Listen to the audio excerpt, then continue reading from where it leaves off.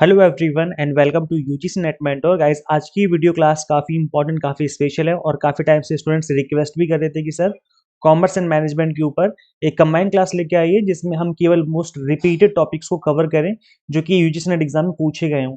तो आज की इस क्लास में हम पेपर 2 जो है आपका कॉमर्स एंड मैनेजमेंट, इसमें ऑल 10 यूनिट्स में पूछे गए एवरग्रीन जो टॉपिक्स हैं उनको डिस्कस करने वाले हैं guys. This is last minute capsule, मतलब एक रिवीजन पर्पज से क्लास है। यहाँ पे मैं बहुत ज़्यादा इन डेप्थ नहीं पढ़ाऊंगा, केवल रिवीजन के पर्पज से हम कवर करने वाले हैं कि जितने भी यूनिट्स हैं हमारी, इन सभी यूनिट्स से जो एवरग्रीन टॉपिक्स हैं जहाँ से बार बार क्वेश्चन बनते रहते हैं, बस मैं उन्हीं टॉपिक्स को यहाँ पे कवर करने वाला हूँ। तो ऐसी जो क्लास है स्पेसिफिकली कॉमर्स के लिए बनी है, बट मैनेजमेंट के स्टूडेंट इसको देखें बिकॉज 70% के आसपास जो सिलेबस है वो सेम है। 60 to 70% सिलेबस सेम है, बाकी कुछ 30 to 40% सिलेबस अलग है। तो बाकी जो चीज़ें कॉमन है, मैंने ज़्यादातर कोशिश करी कि उन टॉपिक्स को उठाऊं जो कि कॉमन है दोनों के लिए। तो आप इस क्लास को देखेंगे तो डेफिनेटली आपको एग्जाम में इससे हेल्प मिलने वाली है। तो चलिए स्टार्ट करते हैं, बट इससे पहले हम आगे बढ़े मैं बता दूं कि पेपर 1 के की भी रिवीजन हमने इसी तरीके से करवाई है। ऑल 10 यूनिट्स की मिनिमम टाइम है, मतलब 50 मिनट्स में मैंने जितने भी इंपॉर्टेंट एवरग्रीन टॉपिक होते हैं उनको कवर करने की कोशिश की है। तो इस क्लास का लिंक मैं description box and comment box में दे दूंगा। अगर अभी तक आपने इस क्लास को नहीं देखा तो देख लीजिए। इस क्लास से भी आपको पेपर 1 में डायरेक्ट क्वेश्चन दिखने वाले हैं, बिकॉज यहाँ पर मैंने उन्हीं टॉपिक्स को कवर किया है जहाँ से ज़्यादातर क्वेश्चन बनते हैं एग्जाम में। गाइस देखिए, अगर यूजीसी नेट एग्जाम को आप फर्स्ट अटेम्प्ट में क्रैक करना चाहते हैं तो आप डेफिनेटली कर सकते हैं, बट उसके लिए आपको स्टार्टिंग से एग्जाम टारगेटेड स्टडी करने की जरूरत है। एक बार सिलेबस फिनिश करके प्रॉपर तरीके से रिवीजन के साथ साथ पीवाईक्यूज की प्रैक्टिस करने की जरूरत है। अगर आप इतना काम कर लेते हो तो आई एम श्योर आपका एग्जाम क्रैक हो जाएगा। इसी बात को ध्यान में रख करके हम आपको paper 1 commerce management and pol science की जो प्रिपरेशन है वो करवा रहे हैं जून 2026 एग्जाम के लिए और दिसंबर 2026 के लिए। तो आप इसमें इनरोल कर सकते हैं। 6 मंथ एंड 12 मंथ के जो कोर्सेज हमने आपको अवेलेबल करवा दिए हैं। कंप्लीट कंटेंट बाइलिंगुअल मिलेगा आपको, 100 mock test and PDF notes मिल जाएंगे जिसके थ्रू आप मल्टीपल टाइम रिवीजन और प्रैक्टिस कर सकते हैं। करना क्या होगा, आपको सिंपली गूगल प्ले स्टोर से एग्जाम मेंटर ऐप इंस्टॉल कर लेनी है। अगर आप iOS यूजर है तो उसका लिंक हमने आपको अलग से इसी वीडियो के description box and comment box में अवेलेबल करवा दिया है। तो चलिए डिस्कस करते हैं। टेलीग्राम और व्हाट्सएप चैनल का लिंक मैंने इसी वीडियो के description box and comment box में दे दिया है। क्लासेस के जो लिंक होते हैं यहाँ पे मैं शेयर करता रहता हूँ, कोई इंपॉर्टेंट अपडेट आता है तो वो भी शेयर करता रहता हूँ। तो गाइस आप यहाँ पे हमें जरूर फॉलो करें। इन सभी की जो लिंक है हमने description box and comment box में आपको अवेलेबल करवा दिए हैं। बस देखिए, इस तरह के जो क्वेश्चन है इस टॉपिक के ऊपर क्वेश्चन बनते रहते हैं बार बार। जैसे इंडिया में जो गवर्नमेंट पॉलिसी है इसमें physical policy and monetary policy हो गया। इकोनॉमिक पॉलिसी की अगर हम बात करें तो फिजिकल पॉलिसी होगी और आपकी मॉनेटरी पॉलिसी होगी। फिजिकल पॉलिसी को सेंट्रल गवर्नमेंट जो है वो रेगुलेट करती है, उस पर काम करती है, और मॉनेटरी पॉलिसी आरबीआई इंप्लीमेंट करती है। अब अगर हम बात करें सेंट्रल गवर्नमेंट तो किस तरीके से फिजिकल पॉलिसी को इंप्लीमेंट करती है, टैक्सेस एंड स्पेंडिंग के थ्रू, मतलब जो गवर्नमेंट का रेवेन्यू हुआ है और गवर्नमेंट जो पैसा खर्च करेगी पब्लिक के ऊपर, जो पब्लिक स्पेंडिंग होती है। तो ये जो दो टूल हैं यही जो है फिजिकल पॉलिसी के अंदर डिसाइड किए जाते हैं। और हम बात करें मॉनेटरी पॉलिसी तो ये क्या डिसाइड करती है, डिसाइड करेगी कि इंटरेस्ट रेट क्या रहेगा, और इंटरेस्ट जितना घटता बढ़ता है उसी के अकॉर्डिंग जो इन्फ्लेशन है वो भी घटता बढ़ता रहता है। इसके अलावा जो मनी सप्लाई है ये भी मैटर करता है इन्फ्लेशन को लेकर के। जितनी ज़्यादा मनी सप्लाई होगी इन्फ्लेशन बढ़ेगा, और मनी सप्लाई कम होगी तो इन्फ्लेशन भी कम होगा, मतलब महंगाई पर रोक लगाई जाती है मनी सप्लाई कम करके। अगर आपने इकोनॉमिक्स पढ़ी होगी तो आपको इसके बारे में अच्छे से आइडिया होगा।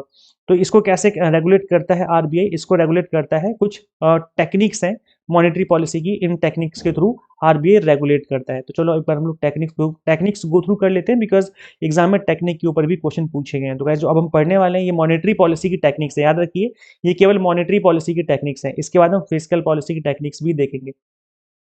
तो जो मॉनेटरी पॉलिसी यानी कि जो आरबीआई इंप्लीमेंट करता है इन पॉलिसीज इन टेक्निक्स को, तो ये जो है दो तरह की टेक्निक्स हो सकती हैं, क्वालिटेटिव टेक्निक और क्वांटिटेटिव टेक्निक। क्वालिटेटिव का मतलब है कि आरबीआई उनको डायरेक्शन देता है, मतलब नॉन इसमें न्यूमेरिकल वैल्यूज यहाँ पर ज़्यादातर जनरली नहीं होती हैं इसमें इन्वॉल्व, बट नाम से पता चल रहा है कि क्वांटिटेटिव का मतलब है कि यहाँ पर न्यूमेरिकल जो चीज़ें हैं वो इन्वॉल्व होती हैं। जैसे बैंक रेट हो गया, अब यहाँ पर बैंक रेट का मतलब है कि आरबीआई किस रेट पर बैंकों को लोन दे रहा है, तो वो रेट हो गया। अब वहां पर लोन का क्या रेट चल रहा है, 5% है, 7% है, तो ये क्या है, ये आपका एक न्यूमेरिकल वैल्यू होगी, इसलिए इसको क्वांटिटेटिव मेथड्स के नाम से जानते हैं। ओपन मार्केट ऑपरेशन हो गया जहां पर सिक्योरिटीज बेची और खरीदी जाती हैं। इसके अलावा कैश रिजर्व रेशियो हो गया कि कितना कैश रिजर्व रखना है सभी बैंकों को जो लोन प्रोवाइड कर रही है पब्लिक को। इसके अलावा स्टैट्यूटरी लिक्विडिटी रेशियो हो गया, इसके अलावा आपका लिक्विडिटी एडजस्टमेंट फैसिलिटी होगी एंड मार्जिनल स्टैंडिंग फैसिलिटी होगी। तो ये कुछ टेक्निक्स हैं, इनके नाम याद कर लो गाइस। देखो मैं बहुत ज़्यादा डिटेल में नहीं पढ़ाऊंगा बिकॉज मैं प्रॉपर रिवीजन के तरीके से ही पढ़ा रहा हूँ आपको। बट अगर आप प्रॉपर तरीके से पढ़ेंगे स्टार्टिंग से, तो आपने देखा भी होगा, मैंने पेड क्लास में बहुत अच्छे से एक टेक्निक को बहुत विद एग्जाम्पल एक्सप्लेन किया हुआ है। बट ये रिवीजन पर्पज से क्लास है, छोटी सी क्लास में मैं ट्राई कर रहा हूँ कि घंटे में कंप्लीट कंटेंट फिनिश कर दूँ, ताकि मिनिमम टाइम में आपको चीज़ें रिवाइज करवाई जा सके। इसलिए मैं बहुत ज़्यादा डिटेल में एक्सप्लेन नहीं करूँगा। ऐसी बात करें अगर क्वालिटेटिव मेथड्स की, तो इसमें फिक्स मार्जिन रिक्वायरमेंट आ जाता है, जहाँ पर जब एक पब्लिक लोन लेने जाती है तो लोन के बदले में उनसे कोई ना कोई जो है कोलेटरल सिक्योरिटी मांगी जाती है। जैसे सपोज करो मुझे 10 लाख का लोन लेना है, तो अगर गवर्नमेंट मुझे 10 लाख के मेरे होम जो मेरा घर है उसके कागज गिरवी रख लिए और 10 लाख का लोन दे दिया, तो यहाँ पर मार्जिन रिक्वायरमेंट बिल्कुल जीरो है। लेकिन अगर 10 लाख का लोन लेने जा रहा हूँ मैं, और अगर मुझसे बोला गया कि 10 लाख का लोन तो आप लेने आए हो, लेकिन मुझे इसके बदले में कम से कम 12 लाख का जो है कोलेटरल सिक्योरिटी चाहिए, तो यहाँ पर जो है ज़्यादा मतलब गवर्नमेंट पब्लिक बैंक यहाँ पर ज़्यादा सिक्योरिटी मांग रहा है, तो इसका मतलब है कि मैं लोन नहीं लूंगा, मतलब मुझे डिस्करेज किया जा रहा है।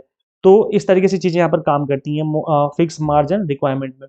फिर कंज्यूमर क्रेडिट रेगुलेशन हो गया, जिसमें रेगुलेशन बनाए जाते हैं कंज्यूमर क्रेडिट से रिलेटेड। क्रेडिट राशनिंग हो गया, जहाँ पर राशन की तरीके से क्रेडिट बांटा जाता है, मतलब राशन की तरीके से मतलब कि कोटा फिक्स कर दिया जाता है कि किस कैटेगरी को कितना मिलेगा। जैसे स्टूडेंट्स को कितना दिया जा सकता है, मैक्सिमम लोन कितना ग्रांट किया जा सकता है। अगर कोई स्टार्टअप वाला आ गया तो उसको मैक्सिमम कितना लोन हम दे सकते हैं। इस तरीके से सभी की कैटेगरी फिक्स कर दी जाती है कि किसको कितना लोन दिया जा सकता है।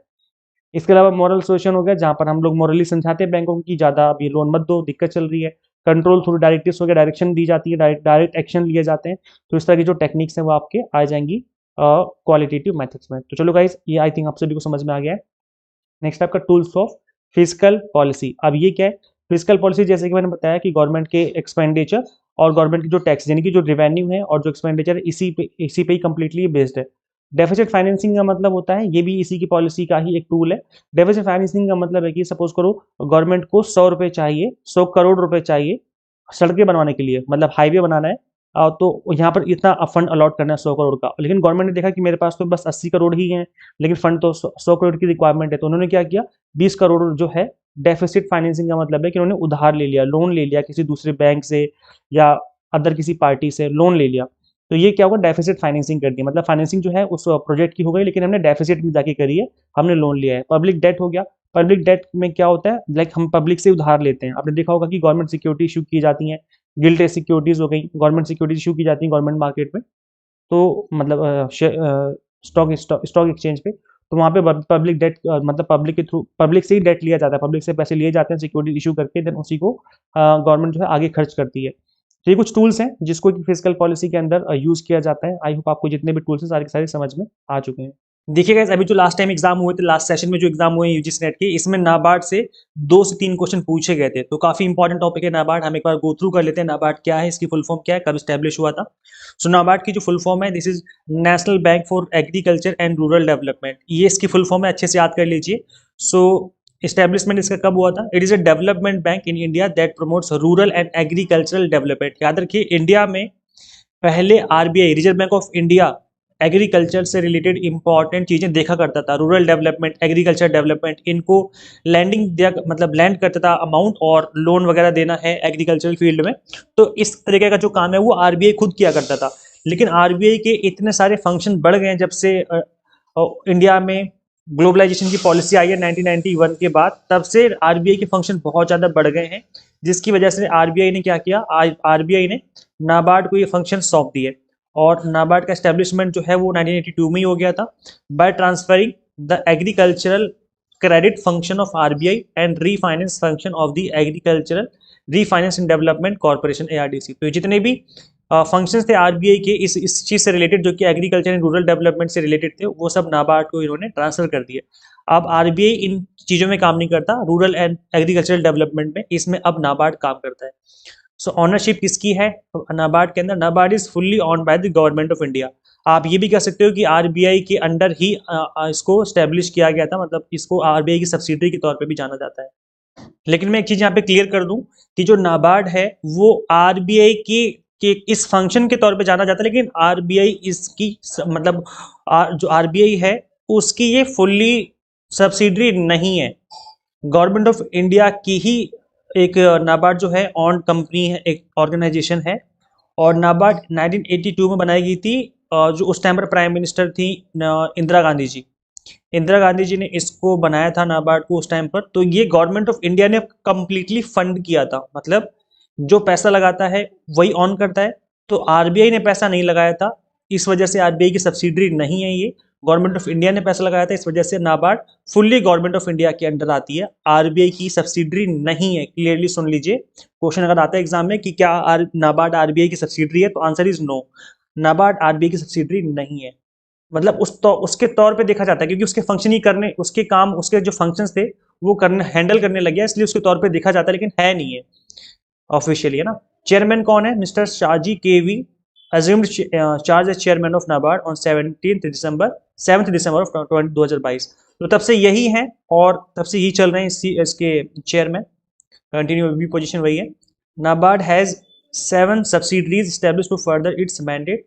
The subsidiaries contribute significantly in supporting NABARD's objectives and expanding the impact in rural and agricultural development through financing the rural MSME, FPOs, SSG, that is self-help group, JLG's microcredit facility, providing credit guarantee, investing in rural startups, and providing consultancy in all spheres of agriculture, innovating in rural development and allied areas।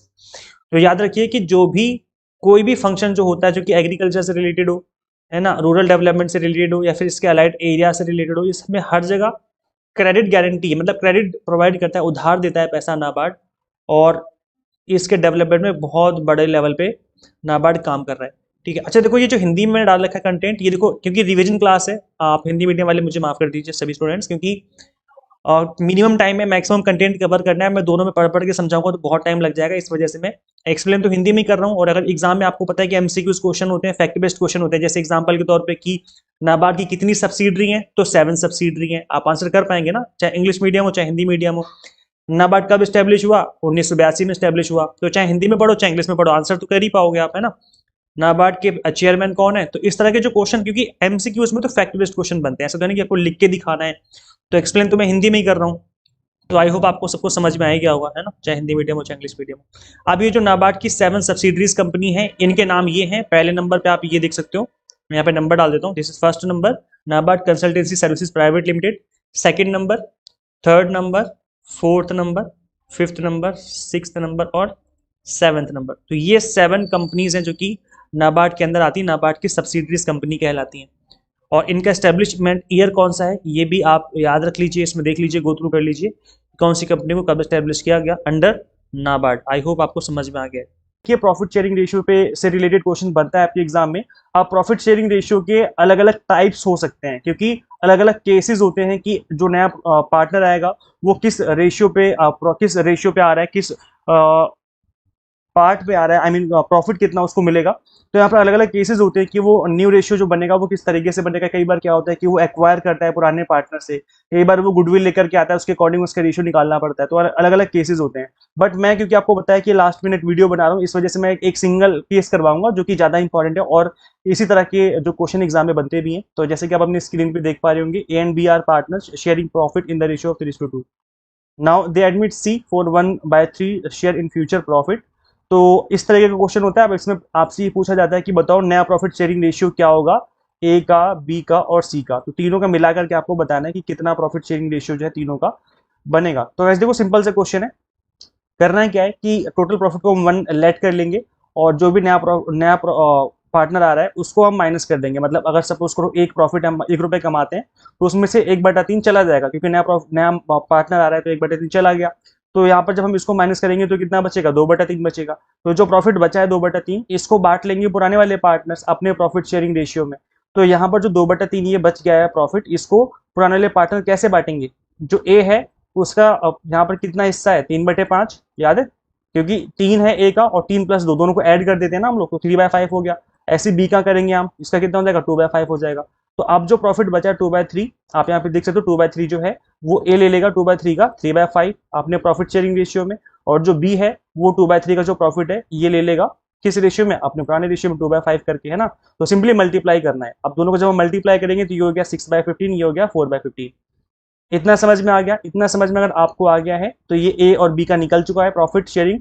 अब इसमें हम सी का और निकाल देंगे। सी जो 1/3 के लिए आ रहा था एग्जाम क्वेश्चन में आपको बताया हुआ है 1/3 के लिए आ रहा है, बट क्योंकि हमें डिनोमिनेटर इक्वल करने हैं, आप देखेंगे जो ए और बी का डिनोमिनेटर है वो 15-15 है, और इसका जो डिनोमिनेटर है वो 1/3 है, सॉरी 3 है, तो मतलब क्योंकि इसका प्रॉफिट ही 1/3 था, तो इसको हमें डिनोमिनेटर इक्वल करने के लिए क्या करना पड़ेगा, 5 से मल्टीप्लाई करना पड़ेगा, तो जो नीचे डिनोमिनेटर वो कितना हो जाएगा, 15 हो जाएगा, तो यहाँ पर भी 15 हो गया, तो इस तरीके से जो आपका नया प्रॉफिट शेयरिंग रेशियो निकल के आ गया, तो ये हो जाएगा 6, 4 और 5।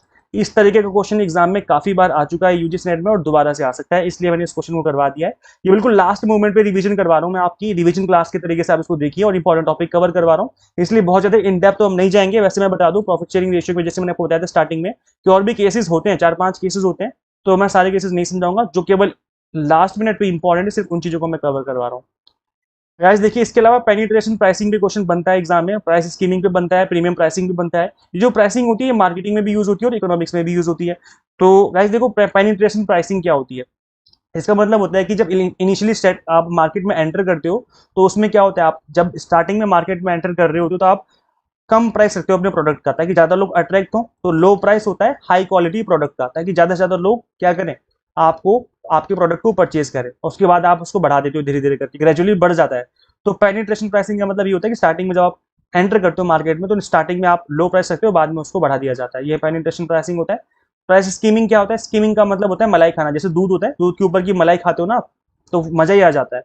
तो इसमें क्या है कि मार्केट में आप अकेले हो, या आप मार्केट में एक ऐसा प्रोडक्ट लेकर के आओ जिसमें कोई दूसरा नहीं है, तो ऐसे में इनिशियली क्या करोगे, आप हाई प्राइस रखोगे, क्योंकि मार्केट में कोई दूसरा प्रोड्यूसर नहीं है उस सामान का, हाई प्राइस पे आपका सामान बिक जाएगा इजीली। और इसके अलावा और यहाँ पर बाद में इसको रिड्यूस करना पड़ेगा। फिर अब बाद में रिड्यूस क्यों करना पड़ता है हमें प्राइस को, क्योंकि जब आपको देखेंगे कि आप मलाई खा रहे हो, तो फिर जब आपको देखा जाएगा कि आप मलाई खा रहे हो, तो फिर बाकी लोग भी देखेंगे, अच्छा ये मलाई खा रहा है, चलो हम भी मार्केट में चलते हैं। तो मतलब कहने का कि और भी प्रोड्यूसर मार्केट में आ जाएंगे आपके जैसा प्रोडक्ट लेकर के, और फिर आपके हाई प्राइस को कम करना ही पड़ेगा, क्योंकि आपको अगर मार्केट में सर्वाइव करना है तो आपको प्राइस कम करना पड़ेगा। तो स्टार्टिंग में प्राइस स्कीमिंग में क्या होता है, स्टार्टिंग में हाई प्राइस रखते हैं हम लोग फॉर लो क्वालिटी प्रोडक्ट, और बाद में उसको रिड्यूस करना पड़ता है, क्योंकि मजबूरी हो जाती है, क्योंकि और भी प्रोड्यूसर मार्केट में फिर आ जाते हैं। फिर प्रीमियम प्राइसिंग होती है, इसमें क्या होता है, हम हाई क्वालिटी सामान को हाई प्राइस में बेचते हैं, क्योंकि लग्जरी सामान होता है। जैसे आप देखेंगे मर्सिडीज हो गया, बीएमडब्ल्यू हो गया, तो एप्पल आईफोन हो गया, तो ये क्या है, हाई क्वालिटी सामान इनको कंसिडर किया जाता है, लग्जरी सामान माना जाता है, इस वजह से इनका हाई प्राइस भी चार्ज किया जाता है। भले ही उसकी कॉस्ट अगर $100 बनी है बनाने में, तब भी उसका $1000 चार्ज किया जाएगा। क्यों? क्योंकि एक ब्रांड वैल्यू बन गई है, एक एक लोगों के मन में जो है एक इमेज बन गई कि यहाँ इस कंपनी का प्रोडक्ट अच्छा होता है, और इस वजह से उसको हाई प्राइस भी लोग इजीली पे कर देते हैं। तो प्रीमियम प्राइसिंग चार्ज करते हैं लोग। अगर हम बात करें लग्जरी, ज्यादातर लग्जरी सामान के साथ ही ऐसा होता है, हाई क्वालिटी सामान के साथ ऐसा होता है। अगर हम बात करें नेक्स्ट टॉपिक की, that is consumer protection act, तो मैं आपको सिर्फ इंपॉर्टेंट टॉपिक करवा रहा हूँ। तो वैसे देखिए, कंज्यूमर प्रोटेक्शन एक्ट पहले 1986 का था, 1986 में बनाया गया था, इसको बाद में अपडेट करके 2019 में गवर्नमेंट ने नया बना दिया। तो ये जो गवर्नमेंट ने नया कंज्यूमर प्रोटेक्शन एक्ट बनाया है, ये क्यों जरूरत पड़ी बनाने की, क्योंकि जो पुराना एक्ट था वो काफी पुराने चीजों को लेकर के बनाया गया था। अब आपको पता है कि ई कॉमर्स का जमाना है, ऐसे में ऑनलाइन बहुत फ्रॉड चल रहे हैं, तो ऐसे में इन चीजों को, इस कानून को भी अपडेट करने की जरूरत पड़ी गवर्नमेंट को, इस वजह से फिर गवर्नमेंट ने इसको अपडेट कर दिया। तो अब जो कंज्यूमर प्रोटेक्शन एक्ट 2019 वाला है, वैसे मैंने दोनों को यहाँ पे डाल दिया, क्योंकि एग्जाम में कुछ कह नहीं सकती, कुछ भरोसा नहीं है, हो सकता है कि 1986 से रिलेटेड पूछ लिया जाए, वैसे तो कम चांस है, ज्यादातर चांस तो यही कि 2019 वाला ही पूछा जाएगा, बट मैंने दोनों दोनों डाल दिए यहाँ पर, ताकि आप दोनों को एक बार समझ लें। तो अगर हम बात करें कि दोनों के रेगुलेटर कौन है, कौन रेगुलेट करता है इन एक्ट को, तो कंज्यूमर प्रोटेक्शन एक्ट जो नया वाला एक्ट 2019 में बनाया गया है, ये Central Consumer Protection Authority that is CCPS को क्या करती है, रेगुलेट करती है। और जबकि कंज्यूमर प्रोटेक्शन एक्ट जो पुराना वाला था, इसमें कोई रेगुलेटर सेपरेट नहीं है, कोई सेपरेट रेगुलेटर नहीं था, बट इस बार क्या है, इस नए एक्ट के अंदर एक नई अथॉरिटी ही बना दी गई सीसीपीए करके। अगर हम बात करें कंज्यूमर कोर्ट की, तो कंज्यूमर कोर्ट के जो नया एक्ट है, इसमें complaint can be filed in consumer court where the complainant resides और वर्क्स। तो गाइज अब जो नया वाला एक्ट है वो कंज्यूमर के लिए इजी बना दिया गया है। पहले क्या था कि जहां पर सेलर है, जहां पर सेलर की दुकान है, जहां पर सामान सेल किया जा रहा है, उस लोकेशन में जाकर के आपको कंप्लेन करनी पड़ती थी, वहां के कंज्यूमर कोर्ट में कंप्लेन करनी पड़ती थी। बट अब नए वाले एक्ट में क्या कर दिया गया है कि जहां पर कंज्यूमर रहता है, वहां के जो भी पास में आपका कंज्यूमर कोर्ट है, वहां पर जाके आप कंप्लेन कर सकते हो। तो ये कहने का मतलब कन्वीनियंट हो गया कंज्यूमर के लिए, क्या करना, कंज्यूमर के लिए हो गया है इजी कंप्लेन करना। ठीक है, तो ये चीज है। आगे बढ़ते हैं गाइस।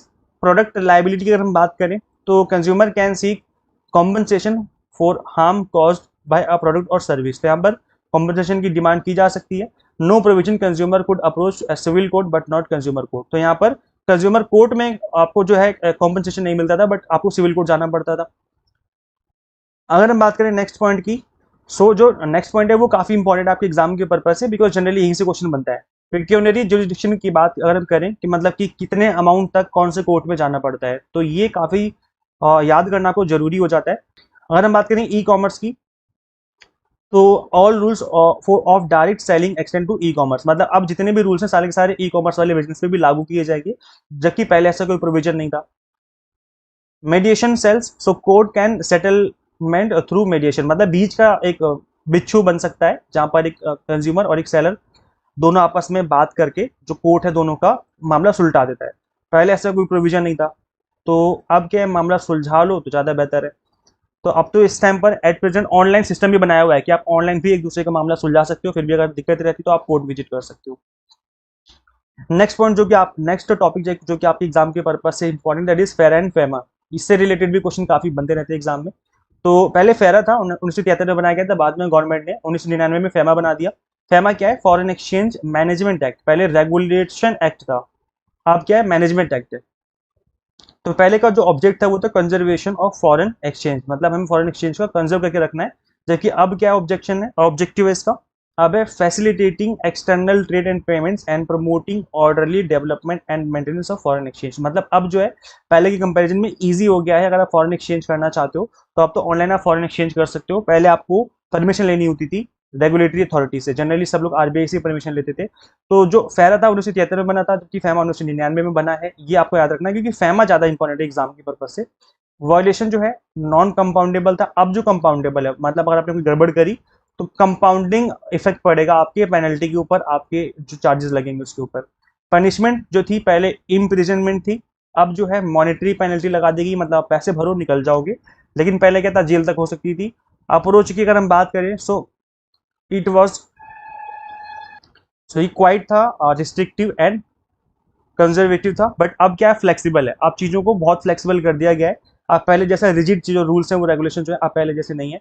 फॉर एक्सचेंज रिजर्व की बात करें तो पहले चैलेंजिंग हुआ करता था, अब सेटिस्फैक्ट्री है। रेजिडेंशियल स्टेटस की बात करें तो पहले सिटीजन्स करते थे, अब more than 6 month, more than 6 month अगर आपकी कंट्री में कोई रह गया तो वो भी कर सकता है इजिली। अब मतलब एक तरीके से फैसिलिटेट कर रहे हैं, अब रिस्ट्रिक्शन जो है पहले से कम कर दी गई है। सेक्शन जो थे पहले 81 सेक्शन थे एक्ट में, अब 49 के आसपास सेक्शन है। तो अब जो है पहले से चीजें ईजी कर दी गई हैं। इंटरनेशनल ट्रेड की जो थ्योरीज है गाइस, वो इस तरीके से क्वेश्चन अभी जून 2025 में पूछा गया था, तो ये आपकी स्क्रीन पे आपको दिख रहा होगा। इस तरह से थ्योरीज दे दी जाती हैं, फिर आपसे पूछा जाता है कि बताओ इसमें सबसे पहले कौन बनी, सबसे बाद में कौन बनी, इस तरह से ईयर्स पूछ लिए गए। इससे पहले जो क्वेश्चन बना था दिसंबर 2024 में, उसमें पूछा गया था कि बताओ जैसे ये कंपैरेटिव एडवांटेज थ्योरी, तो ये किसने बनाई है। उसमें इस तरीके से मैच ऑफ दी फॉलोइंग था, जिसमें आपको थ्योरी के नाम गिवन थे और जिसने वो थ्योरी बनाई है उनके नाम गिवन थे इस साइड।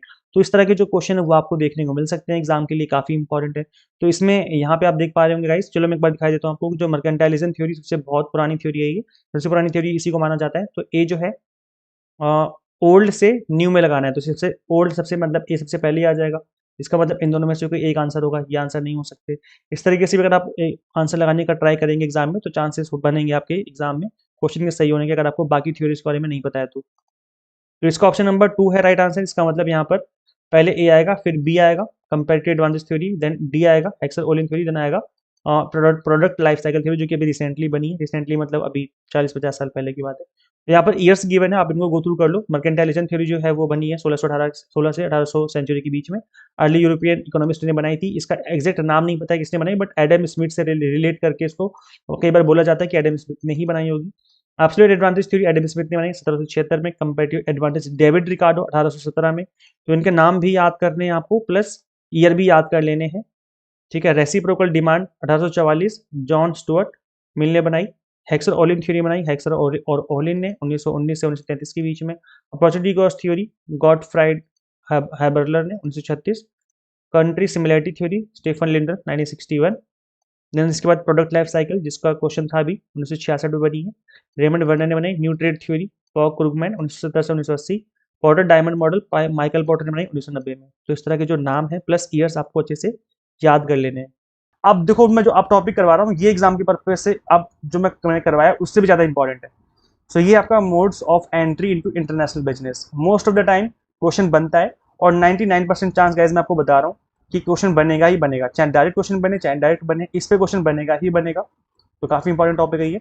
देखो इंटरनेशनल बिजनेस में अगर आपको एंट्री लेनी है, मतलब अगर आपको विदेश में सामान बेचना है, तो किस तरह से आप सामान बेच सकते हो, क्या क्या रास्ते हैं। तो पहला जो सिंपल रास्ता है वो एक्सपोर्ट करना है, एक्सपोर्ट करो काम खत्म।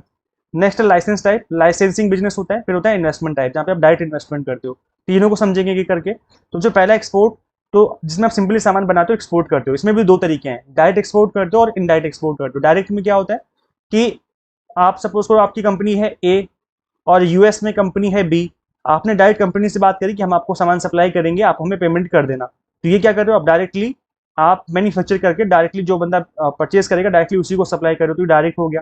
इनडायरेक्ट का मतलब क्या है कि यहाँ पे थर्ड पार्टी इन्वॉल्व होगी। अब यहाँ पर कंपनी सी है, आपने बात करी कंपनी सी से कि भाई हम सामान एक्सपोर्ट करना चाहते हैं, सी ना आगे से बी से बात करी कि हम आपको सामान दिलवा देंगे। तो एक कहने का मतलब एक मीडिएटर है बीच में। तो अब क्या यहाँ पर रिस्क थोड़ा कम हो जाता है, क्योंकि बी अगर ए ने सामान एक्सपोर्ट किया तो वो सी को ही करेगा, जो कि इंडिया में ही रहता है। तो ऐसे में प्रॉब्लम नहीं आएगी, मतलब रिस्क कम हो जाता है। आप इसको पकड़ सकते हो, आप गवर्नमेंट में इसको, मतलब गवर्नमेंट बोल रहा हूँ मैं, कोर्ट में जाके इसके ऊपर कंप्लेन कर सकते हो अगर कोई गड़बड़ करेगा। लेकिन अगर बी ने गड़बड़ कर दी डायरेक्ट एक्सपोर्टिंग में, तो फिर आप दिक्कत हो जाती है, वहां पे आप कैसे पकड़ोगे उसको, और फिर प्रॉब्लम ही प्रॉब्लम, इंटरनेशनल रिलेशन आ जाते हैं बीच में। जबकि आप सी को आपने माल सप्लाई किया, सी आगे सप्लाई करेगा, तो अब सी की हेडेक है बी के साथ कि वो पेमेंट दे रहा है नहीं दे रहा है। आपकी पेमेंट सॉल्व हो गई, मतलब आपने सी को दिया सामान और पेमेंट घर लेके चले जाओ। आप सी की हेडेक आपकी आगे पेमेंट मिलेगी उसको नहीं मिलेगी, क्या करेगा क्या नहीं करेगा। तो ये इनडायरेक्ट तरीके से एक्सपोर्ट भी कर सकते हो आप। ऑब्वियस सी बात है, डायरेक्ट एक्सपोर्ट करोगे तो ज्यादा पैसा ज्यादा प्रॉफिट कमाओगे, और इनडायरेक्ट करोगे तो बीच में क्योंकि मीडिएटर है तो उसको भी अपना प्रॉफिट चाहिए, तो उसमें फिर रिवेन्यू कम हो जाता है, बट रिस्क भी कम हो जाता है। नेक्स्ट लाइसेंसिंग टाइप, इसमें क्या होता है, लाइसेंस ग्रांट किया जाता है और बिजनेस आप कर सकते हो, जैसे फ्रेंचाइजिंग हो गया, मैनेजमेंट कॉन्ट्रैक्ट हो गया, टर्न की ऑपरेशन हो गया। जनरली आपने देखा होगा फ्रेंचाइजिंग में क्या होता है, जैसे मैकडोनल्ड के आउटलेट आपने देखे होंगे, यूएस का बिजनेस है ना, तो यहाँ पर मैकडोनल्ड के आउटलेट खुले हुए हैं, फ्रेंचाइज दे देते हैं लोग अपना, है ना। तो ये क्या है, आपने क्या किया, लाइक इंडिया में एक एग्जांपल देता हूँ मैं इंडिया का। इंडिया में कोई बिजनेस है, सपोज करो एबीसी करके कोई बिजनेस है, उसको अपना बिजनेस स्टार्ट करना है, अपने उसको अपने आउटलेट खोलने हैं या कुछ ऐसा करना है यूएस में। तो यहाँ पर क्या है, लाइक इसको पैसे इन्वेस्ट करने पड़ेंगे वहां पर, तो उसने पैसे डायरेक्ट ना इन्वेस्ट करके एक अपना स्टोर दे दिया यूएस में, ऑथराइज कर दिया किसी को कि आप हमारा स्टोर यूज कर सकते हो, हमारा नाम यूज ब्रांड यूज कर सकते हो। और आप एक तरीके से लाइसेंस इशू कर दिया, जैसे लाइसेंस होता है ना, जैसे गवर्नमेंट लाइसेंस इशू करती है शराब बेचने का, कि आप हमें लाइसेंस की फीस दे दो, बाकी आप दारू बेचते रहो, कोई दिक्कत नहीं है। तो बस ये वही वाली बात है कि आप अपने बिजनेस का एक ब्रांड वैल्यू जो है उसका लाइसेंस दे दिया यूएस में रहने वाले किसी पर्सन को या किसी कंपनी को। अब वो आपका नेम यूज कर रहा है, आपका प्रोडक्ट बेच रहा है, बस आपको लाइसेंस फीस मिल जाएगी। तो ये भी एक तरीका है एक्सपोर्ट, मतलब एक्सपोर्ट से के थ्रू पैसे कमाने का। तो फ्रेंचाइजिंग हो गया। मैनेजमेंट कॉन्ट्रैक्ट होते हैं जिसमें आप कॉन्ट्रैक्ट दे देते हो। गाइस इस वाले केस में क्या होता है कि कंपनी ए है जो हमारी इंडिया में, कंपनी बी जो कि यूएस में है, इन्होंने आपस में कॉन्ट्रैक्ट कर लिया कि हम मैनेज करेंगे, मतलब किसी भी चीज को लेकर के, मैनेजमेंट को लेकर के ये लोग कॉन्ट्रैक्ट कर सकते हैं। सपोज करो एचआर को लेकर के कर सकते हैं ये, या फिर आपके जो लाइक जो इंटरनल काम होते हैं या जो बैकएंड पे काम होते हैं उससे रिलेटेड उन्होंने कॉन्ट्रैक्ट कर लिया कि आप हमारे इन काम को हैंडल कर लेना। तो इस तरह की जो चीजें हैं वो मैनेजमेंट कॉन्ट्रैक्ट के थ्रू इजिली करा दी जाती हैं। नेक्स्ट आपका टर्न की प्रोजेक्ट ऑपरेशन, जिसमें क्या होता है कि आपने कोई प्रोजेक्ट मिला, आपने उसको कंप्लीट किया, देन उसके बाद आपने उसको कंप्लीट करके उसकी की पकड़ा दी। इसका बेस्ट एग्जांपल मैं हमेशा ही देता हूँ कि जापान की कोई कंपनी है जो कि इंडिया में आकर के दिल्ली मेट्रो बना रही है, ठीक है। अब दिल्ली मेट्रो कंप्लीट होने के बाद जो कंप्लीट प्रोजेक्ट है वो हैंडओवर कर दिया जाएगा गवर्नमेंट को, इंडियन गवर्नमेंट को हैंडओवर कर दिया जाएगा, और जो कंपनी वो अपने देश लौट जाएगी और पैसे लेके निकल जाएगी वापसी, है ना। तो बस ये वाली बात है कि मतलब आपको जो प्रोजेक्ट मिला था आपने उसको कंप्लीट किया और उसके बाद उसको उस कंपनी को या फिर उस गवर्नमेंट को सौंप करके वापस निकल गए। इन्वेस्टमेंट टाइप भी एक तरीका है जिससे आप इंटरनेशनल जाकर के काम कर सकते हो, आई मीन रेवेन्यू कमा सकते हो। तो इन्वेस्टमेंट में क्या होगा कि आपको सिंपली पैसे इन्वेस्ट करने हैं, पोर्टफोलियो बनाना है और उसको क्या करना है, इन्वेस्ट कर देना है। पोर्टफोलियो में भी दो तरह के होते हैं, एक होता है इन्वेस्टमेंट भी दो तरह की होती है डायरेक्ट और इनडायरेक्ट होती है। डायरेक्ट में क्या होता है कि आप कंपनी के शेयर्स में इन्वेस्ट कर रहे हो, इसको हम लोग पोर्टफोलियो बोलते हैं। क्योंकि शेयर में क्या होता है, जैसे आपने एप्पल के शेयर परचेज कर लिए, है ना, फेसबुक के शेयर परचेज कर लिए, तो ये क्या है, आप इंटरनेशनली रिवेन्यू कमाने की कोशिश कर रहे हो। तो ये पोर्टफोलियो बना रहे हो, एप्पल, एफ बी, गूगल के अलग अलग कंपनी का आपने शेयर परचेज कर लिए। तो ये पोर्टफोलियो इन्वेस्टमेंट कहते हैं हम लोग। यहाँ पर आप शेयर्स परचेज करके या एनी अदर सिक्योरिटी परचेज करके प्रॉफिट कमाते हो। और एक अदर इन्वेस्टमेंट टाइप होती है जिसको हम कहते हैं डायरेक्ट इन्वेस्टमेंट। ये होती है फॉरेन डायरेक्ट इन्वेस्टमेंट, जहाँ पे आप खुद का डायरेक्ट पैसा लगा करके वहां पर अपनी खुद की कंपनी स्टार्ट करते हो। तो इसको हम लोग एफडीआई बोलते हैं। जैसे कि एग्जांपल देता हूं मैं, टेस्ला कंपनी है यूएस की। अब वो अगर इंडिया में आने का प्लान चल रहा है, अगर वो आ जाती है इंडिया, यहाँ पे आकर के अपना एक खुद के पैसों से अपने उन्होंने क्या किया, $1 मिलियन उन्होंने क्या किया, अपना पैसा लगा करके इंडिया के बेंगलोर में एक कंपनी सेटअप करी। और इस कंपनी सेटअप करने के बाद यहाँ पे वो रन कर रहे हैं अब। तो इस तरह का जो बिजनेस होगा, जो इंटरनेशनल आप एंट्री मार रहे हो, इसको कहा जाएगा फॉरेन डायरेक्ट इन्वेस्टमेंट, क्योंकि वो कंपनी खुद डायरेक्ट आकर के अपना खुद का फंड लेकर के यहाँ पर इन्वेस्टमेंट करती है और उसके बाद वो यहाँ पर अपना प्रोडक्ट सर्विस बना करके बेचती है और पैसे कमाती है। तो ये भी जो है, ये हाईएस्ट रिस्की होता है, सबसे ज्यादा रिस्की यही माना जाता है, क्योंकि एक बड़ा अमाउंट आपको इन्वेस्ट करना पड़ता है किसी दूसरी कंट्री में, और ऐसी कंट्री जो कि स्टेबल नहीं है, वहां पर लॉस भी होने के चांस है। खैर इंडिया तो अपनी स्टेबल कंट्री है, एक बार गवर्नमेंट बन गई तो चलती 4-5 साल आराम से चल जाती, 5 साल। बट कुछ कंट्री ऐसी थी जो कि स्टेबल नहीं होती, गवर्नमेंट चेंज होती रहती है या फिर अंदर कुछ ना कुछ लड़ाई दंगे चलते रहते हैं देश के अंदर, तो फिर वहां पर कंपनी डायरेक्ट इन्वेस्टमेंट करने से बचती है। अगर हम बात करें रिस्क एंड रिटर्न की, तो रिस्क एंड रिटर्न के केस में सबसे कम रिस्क कौन से एंड बिजनेस में होता है, वो होता है इनडायरेक्ट एक्सपोर्टिंग में। मैंने आपको बताया था ऊपर, मैं आपको ऊपर लेके चलता हूँ, एक बार समझा देता हूँ चार्ट में। मैंने आपको जस्ट थोड़ी देर पहले बताया था कि ये जितने भी modes of entry of international business है, सबसे कम सबसे लेस रिस्की जो होता है वो इनडायरेक्ट एक्सपोर्ट होता है। जहां पर मैंने आपको एक एग्जाम्पल लेके बताया था कि एक बीच का मीडिएटर इन्वॉल्व होता है जो कि आपकी खुद की कंट्री का है, ए, बी और सी। तो यहाँ पर बीच का जो बंदा है बी, वो इन्वॉल्व रहता है, आप एक्सपोर्ट करते हो बी को, बी करता है सी को। तो ये जो है इनडायरेक्ट एक्सपोर्टिंग होती है और ये थोड़ा लेस रिस्की माना जाता है। तो इस वजह से इसमें रिवेन्यू भी कम होता है, क्योंकि मीडिएटर को भी पैसे चाहिए होते हैं। इस वजह से आपने देखा इस चार्ट में कि अगर रिस्क कम है तो फिर रिवेन्यू भी क्या, रिटर्न भी क्या होगा, कम होगा। तो इनडायरेक्ट एक्सपोर्टिंग यहाँ पर पहले नंबर पे आता है। फिर थोड़ा सा रिस्क बढ़ेगा इसके कंपेरिजन में, तो थोड़ा रिटर्न भी बढ़ेगा। ये होता है लाइसेंसिंग एंड फ्रेंचाइजिंग। आपने लाइसेंस दे दिया, फ्रेंचाइज दे दिया, आपने फ्रेंचाइज बिजनेस खोल दिया। लेकिन इसमें क्या है, सपोज करो कोई मैकडोनल्ड है ना, मैकडी का अगर आप बर्गर खाते हो तो आपको पता होगा, उसने अपना आउटलेट खोला इंडिया में, फ्रेंचाइज या फिर लाइसेंस दे करके ओपन आउटलेट करा इंडिया में। लेकिन अब मैकडी का जो मालिक है वो इंडिया तो आके देखेगा नहीं बार बार कि कैसे कर रहे हो आप, मतलब कितनी हाइजीन मेंटेन कर रहे हो, कितने रुपए में बेच रहे हो। पता लगा जो इंडिया में आउटलेट खुला हुआ है उसने बिल्कुल भी हाइजीन मेंटेन नहीं करी, एकदम गले सड़े और बिल्कुल लो क्वालिटी का सामान बेच रहा है, आपका नाम मैकडी ऊपर लिख करके। तो आपके ब्रांड की वैल्यू बहुत ही गंदे तरीके से नीचे आएगी इस मार्केट में, जो फॉरेन मार्केट है। तो ये भी रिस्की रहता है, रिस्क रहता है इसमें भी, लेकिन इतना रिस्क नहीं रहता जितना डायरेक्ट इन्वेस्टमेंट में रहता है, क्योंकि लाइसेंस फीस तो आपको अल्टीमेटली मिल ही जानी है, आपको तो फीस से मतलब है, वो कैसे भी सामान बेचे। लेकिन कहीं आपकी ब्रांड की वैल्यू कम हो जाती है, क्योंकि वहां पर सामान आपके नाम से गंदा बेचा जा रहा है। तो यहाँ पर थोड़ा रिस्क तो रहता है इस चीज का, और रिटर्न भी फिर थोड़ा सा उसके अकॉर्डिंग भी रहता है। फिर डायरेक्ट एक्सपोर्टिंग आता है, यहाँ पर मीडियम लेवल का रिस्क है, मीडियम लेवल का रिटर्न है। फिर जॉइंट वेंचर आते हैं जहाँ पर आप कंपनी स्टार्ट करते हो, जैसे मारुति सुजुकी हो गया, मारुति इंडिया की, सुजुकी जापान की, मिलकर के कंपनी स्टार्ट कर ली। तो ये जॉइंट वेंचर होते हैं जो कि दो कंट्रीज के अलग अलग कंट्री, दो अलग अलग कंट्री की कंपनियां मिलकर के बिजनेस करते हैं। फिर आता है डायरेक्ट इन्वेस्टमेंट। डायरेक्ट इन्वेस्टमेंट मैंने आपको बता दिया, जैसे टेस्ला का मैंने एग्जांपल दिया था कि सबसे ज्यादा हाईएस्ट रिस्क इसी में होता है कि मान लो कल को भी गवर्नमेंट ने पॉलिसी चेंज कर दी, इंडियन गवर्नमेंट ने, तो टेस्ला को लेने की देने पड़ जाएंगे, क्योंकि इसने $1 मिलियन का इन्वेस्टमेंट करके यहाँ पर कंपनी का कंप्लीट स्टार्टअप किया, ये कंपनी स्टार्ट करी। बट यहाँ पर अब वो गवर्नमेंट के रूल्स की वजह से प्रॉब्लम में आ गई। तो सबसे ज्यादा हाईएस्ट रिस्क जो होता है वो डायरेक्ट इन्वेस्टमेंट में देखा जाता है। गाइस देखो, मैं थ्योरी तो आपको पढ़ा ही रहा हूँ, लेकिन पीवाईक्यूज की प्रैक्टिस करना भी बहुत जरूरी है। तो इसलिए मैंने 100 मोस्ट रिपीटेड पीवाईक्यूज की भी क्लास ली थी कुछ दिन पहले, पेपर 1 की बात कर रहा हूँ मैं। तो आप इनको अगर गो थ्रू करते हो तो इसमें पेपर में डेफिनेटली अच्छा स्कोर कर पाएंगे। अगर अभी तक आपने इस क्लास को नहीं देखा तो देख लो, काफी इंपॉर्टेंट क्लास है। 100 मोस्ट रिपीटेड पीवाईक्यूज का मतलब कि जहां से बार बार जिन टॉपिक्स के ऊपर बार बार क्वेश्चन पूछे जाते हैं, तो उन टॉपिक्स के ऊपर पूछे गए क्वेश्चंस को हमने इसमें कवर किया था। तो इसलिए क्लास काफी इंपॉर्टेंट है, अगर अभी तक आपने नहीं देखा तो देख लीजिए। इस क्लास का लिंक मैं आपको इसी वीडियो के description box and comment box में पिन कर दूंगा। आगे बढ़ते हैं, tariff and non tariff barrier. Again most important topic है आपके एग्जाम के पर्पज से, टैरिफ बैरियर और non tariff barrier. Tariff barrier में क्या होता है, देखो टैरिफ बैरियर होते हैं जो कि रुपए से रिलेटेड होते हैं, इसमें मनी इन्वॉल्व रहती है। और नॉन टैरिफ का मतलब है कि बैरियर तो है लेकिन रुपए इन्वॉल्व नहीं है, अदर चीजों के थ्रू जो है बैरियर लगाया जा रहा है। मैं एग्जांपल लेके समझाता हूँ। देखो, अगर इंडिया में इंडियन गवर्नमेंट ये नॉन टैरिफ बैरियर लगाती है, वैसे मैं सिर्फ एग्जांपल दे रहा हूँ आपको समझाने के लिए। एप्पल कंपनी बाहर की विदेशी कंपनी है, और इंडियन गवर्नमेंट ये कहती है कि भाई हमें विदेश का प्रोडक्ट इंडिया में नहीं बेचने देना है, या बेचेगा तो लिमिट में बेचना चाहिए, क्योंकि फिर हमारे इंडिया के मोबाइल कौन खरीदेगा।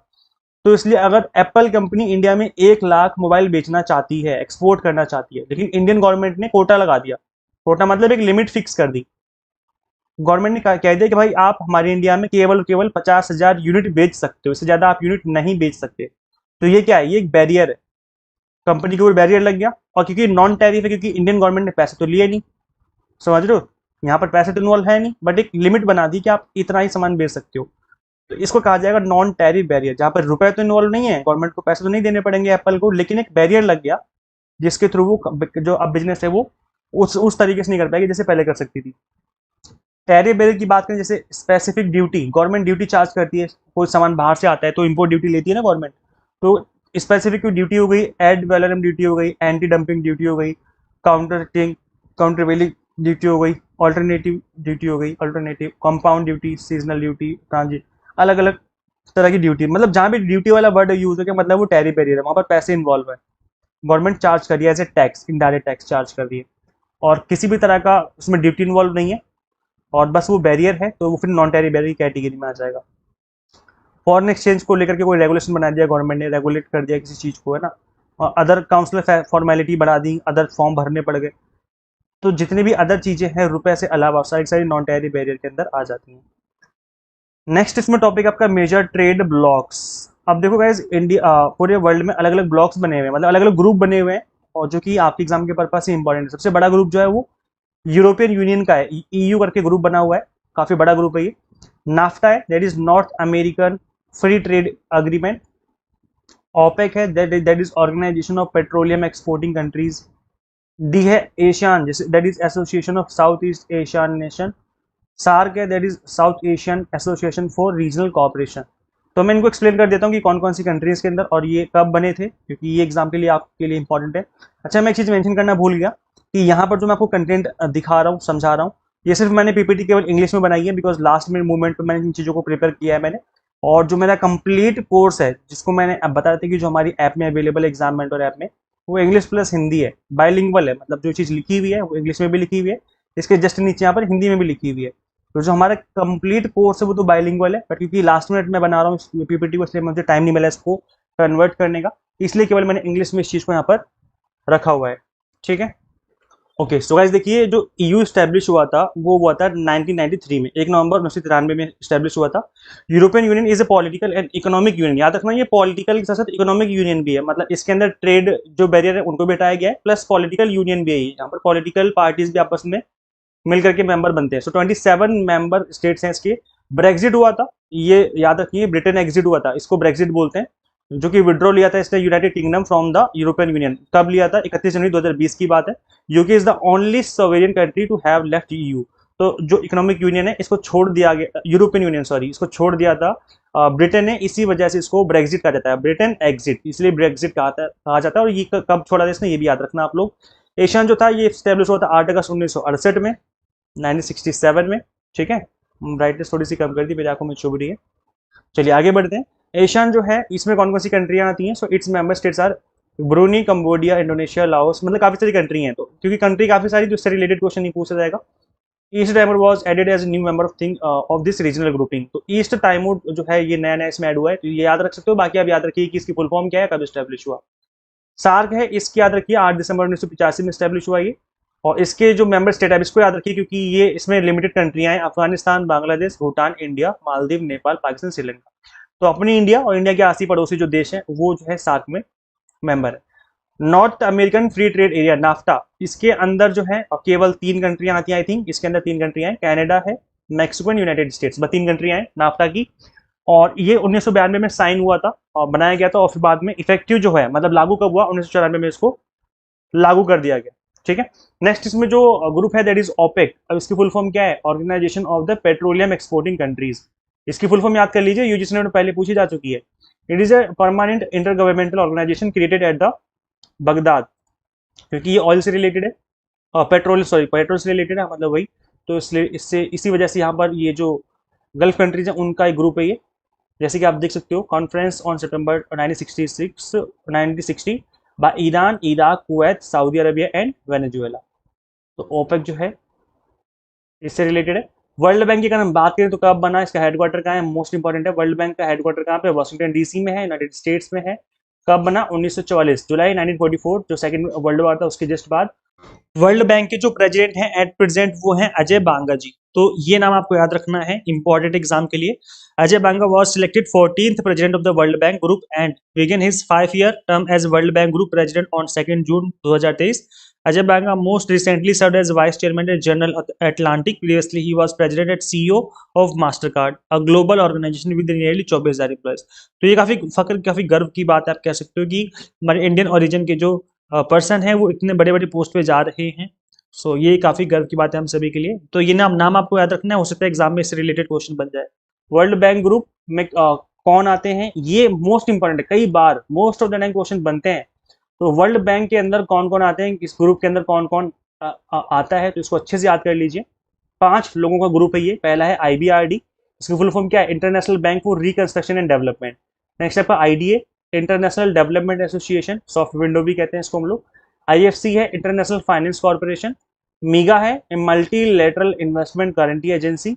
ICSID है, International Centre for Settlement of Investment Dispute. तो ये 5 जो है ऑर्गेनाइजेशन के अंदर आती हैं इस ग्रुप के अंदर। मोस्ट इंपॉर्टेंट है, अच्छे से याद कर लीजिए इसके फुल फॉर्म के साथ।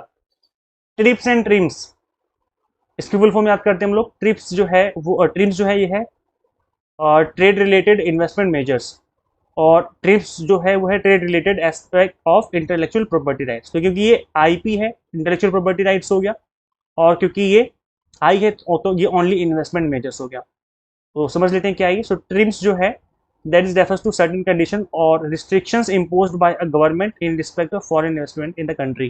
क्योंकि फॉरेन इन्वेस्टमेंट जो है थ्रू आउट द ईयर चलती रहती है, तो गवर्नमेंट इसके ऊपर कुछ रिस्ट्रिक्शन इम्पोज करती है, तो वो ट्रिम्स के थ्रू की जाती है। The agreement on TRIMs provides that no contracting party shall apply any TRIM which is inconsistent with the WTO article.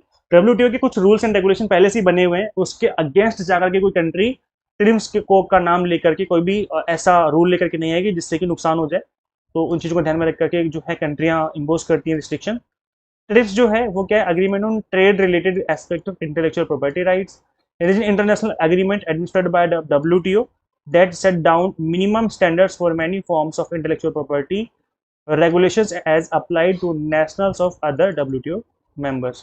तो ये क्या है, इंटेलेक्चुअल प्रॉपर्टी राइट्स को लेकर के एक अग्रीमेंट है जो कि इंटरनेशनल लेवल पे काम कर जो गाइस देखो, ये जो आपके इंपॉर्टेंट इंस्टीट्यूशंस हैं या जो इंपॉर्टेंट इंटीग्रेशन हुए हैं, तो इससे रिलेटेड क्वेश्चन बन जाते हैं। जैसे ये आपका प्रीवियस ईयर के क्वेश्चन पेपर मैंने आपको सामने खोल के रखा हुआ है, दिसंबर 2024 का पेपर है ये। इसमें पूछा गया था, जो कि जनवरी में एग्जाम हुआ था, ये कौन सी जो यहाँ पर इंस्टीट्यूशन या फिर इंटीग्रेशन हुआ है, इकोनॉमिक जो इंटीग्रेशन हुआ है, ये कब स्टेब्लिश हुए।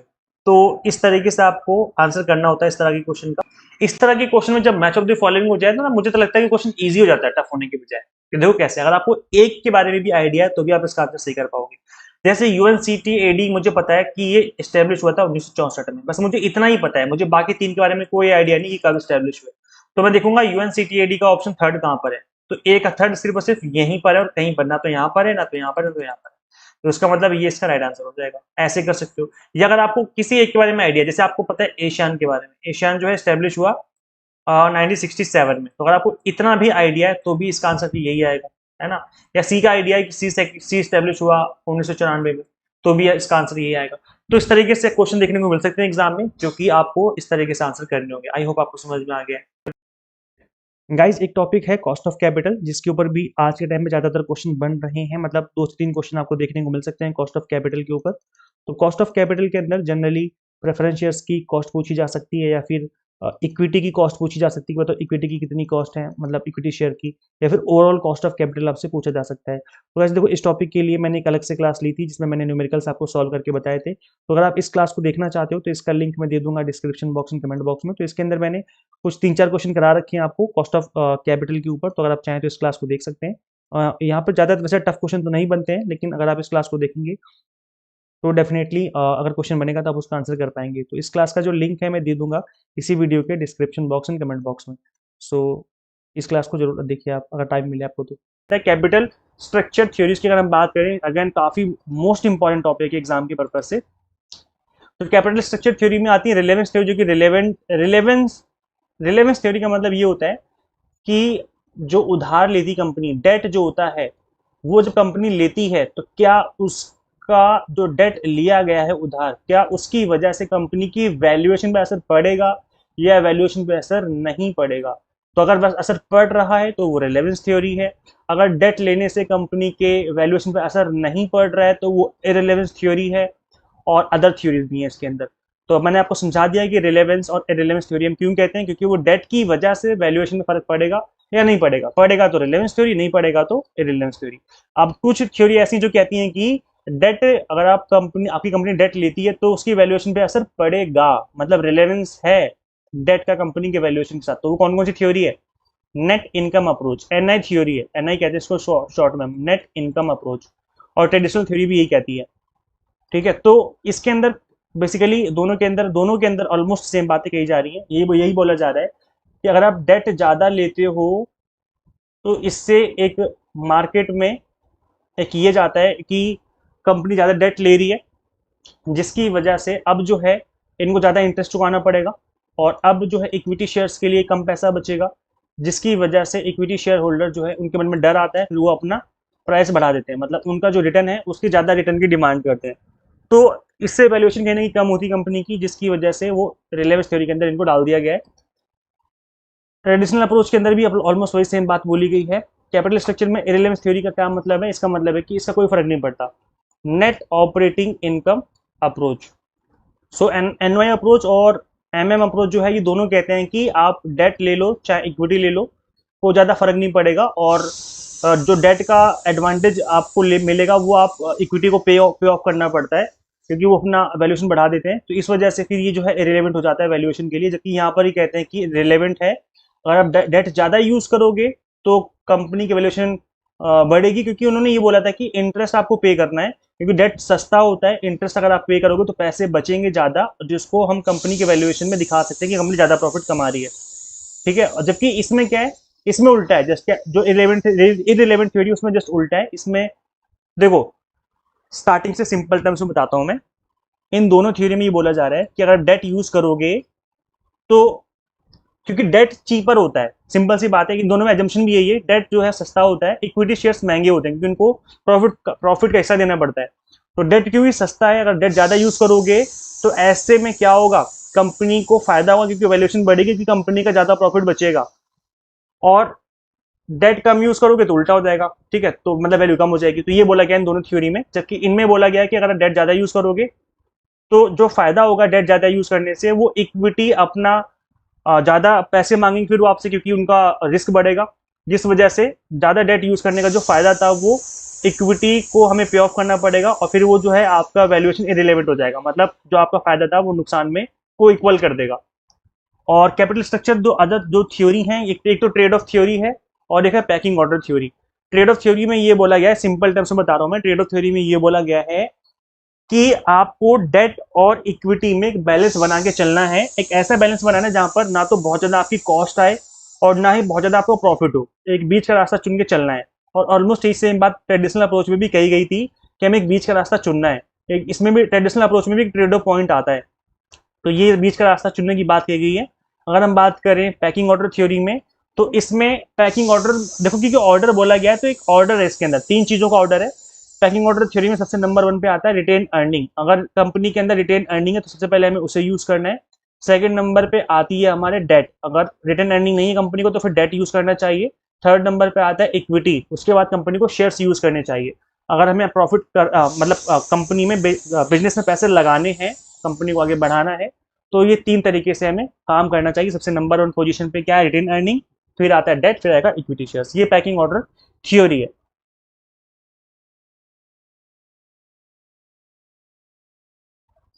अगर हम बात करें टेक्निक से कैपिटल बजटिंग की, तो कैपिटल बजटिंग जो कन्वेंशनल एंड साइंटिफिक टेक्निक्स हैं कैपिटल बजटिंग की, तो देखो गाइस, कैपिटल बजटिंग की कुछ ट्रेडिशनल अप्रोच है, कुछ मॉडर्न अप्रोच है। ट्रेडिशनल अप्रोच में अब इसके अंदर भी काफी डिटेल में पढ़ना पड़ता है, बट अभी फिलहाल के लिए इतना याद कर लो कि जो ट्रेडिशनल अप्रोच है वो पे बैक पीरियड है, एवरेज रेट ऑफ रिटर्न है, जबकि जो मॉडर्न अप्रोचेस हैं वो नेट प्रेजेंट वैल्यू है, इंटरनल रेट ऑफ रिटर्न है, modified internal rate of return है, और प्रॉफिटेबिलिटी इंडेक्स है।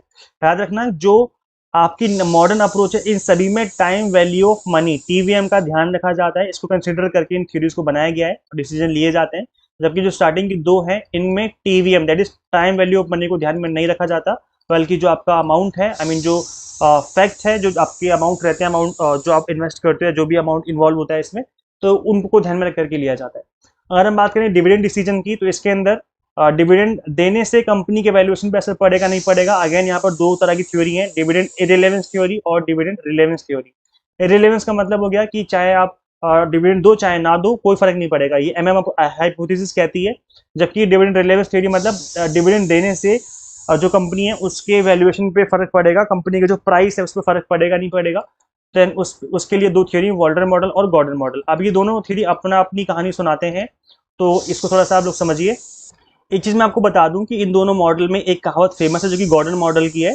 इसमें ये बोला जाता है that a bird in hand is worth two in the bush. मतलब अगर आपके हाथ में आज 1 रुपए दे दिया जाए वो ज्यादा अच्छा है, या फिर मैं 1 साल के बाद आपके हाथ में 100 रुपए दे दूं।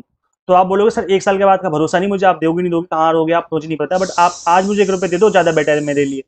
तो ये जो कहानी है, जो बोला गया है कि a bird in hand is worth two in the bush, ये गॉर्डन मॉडल की कहानी है। तो इसको थोड़ा याद रखिए, बिकॉज इस तरह से रिलेटेड क्वेश्चन भी एग्जाम में पूछ लिया जाता है।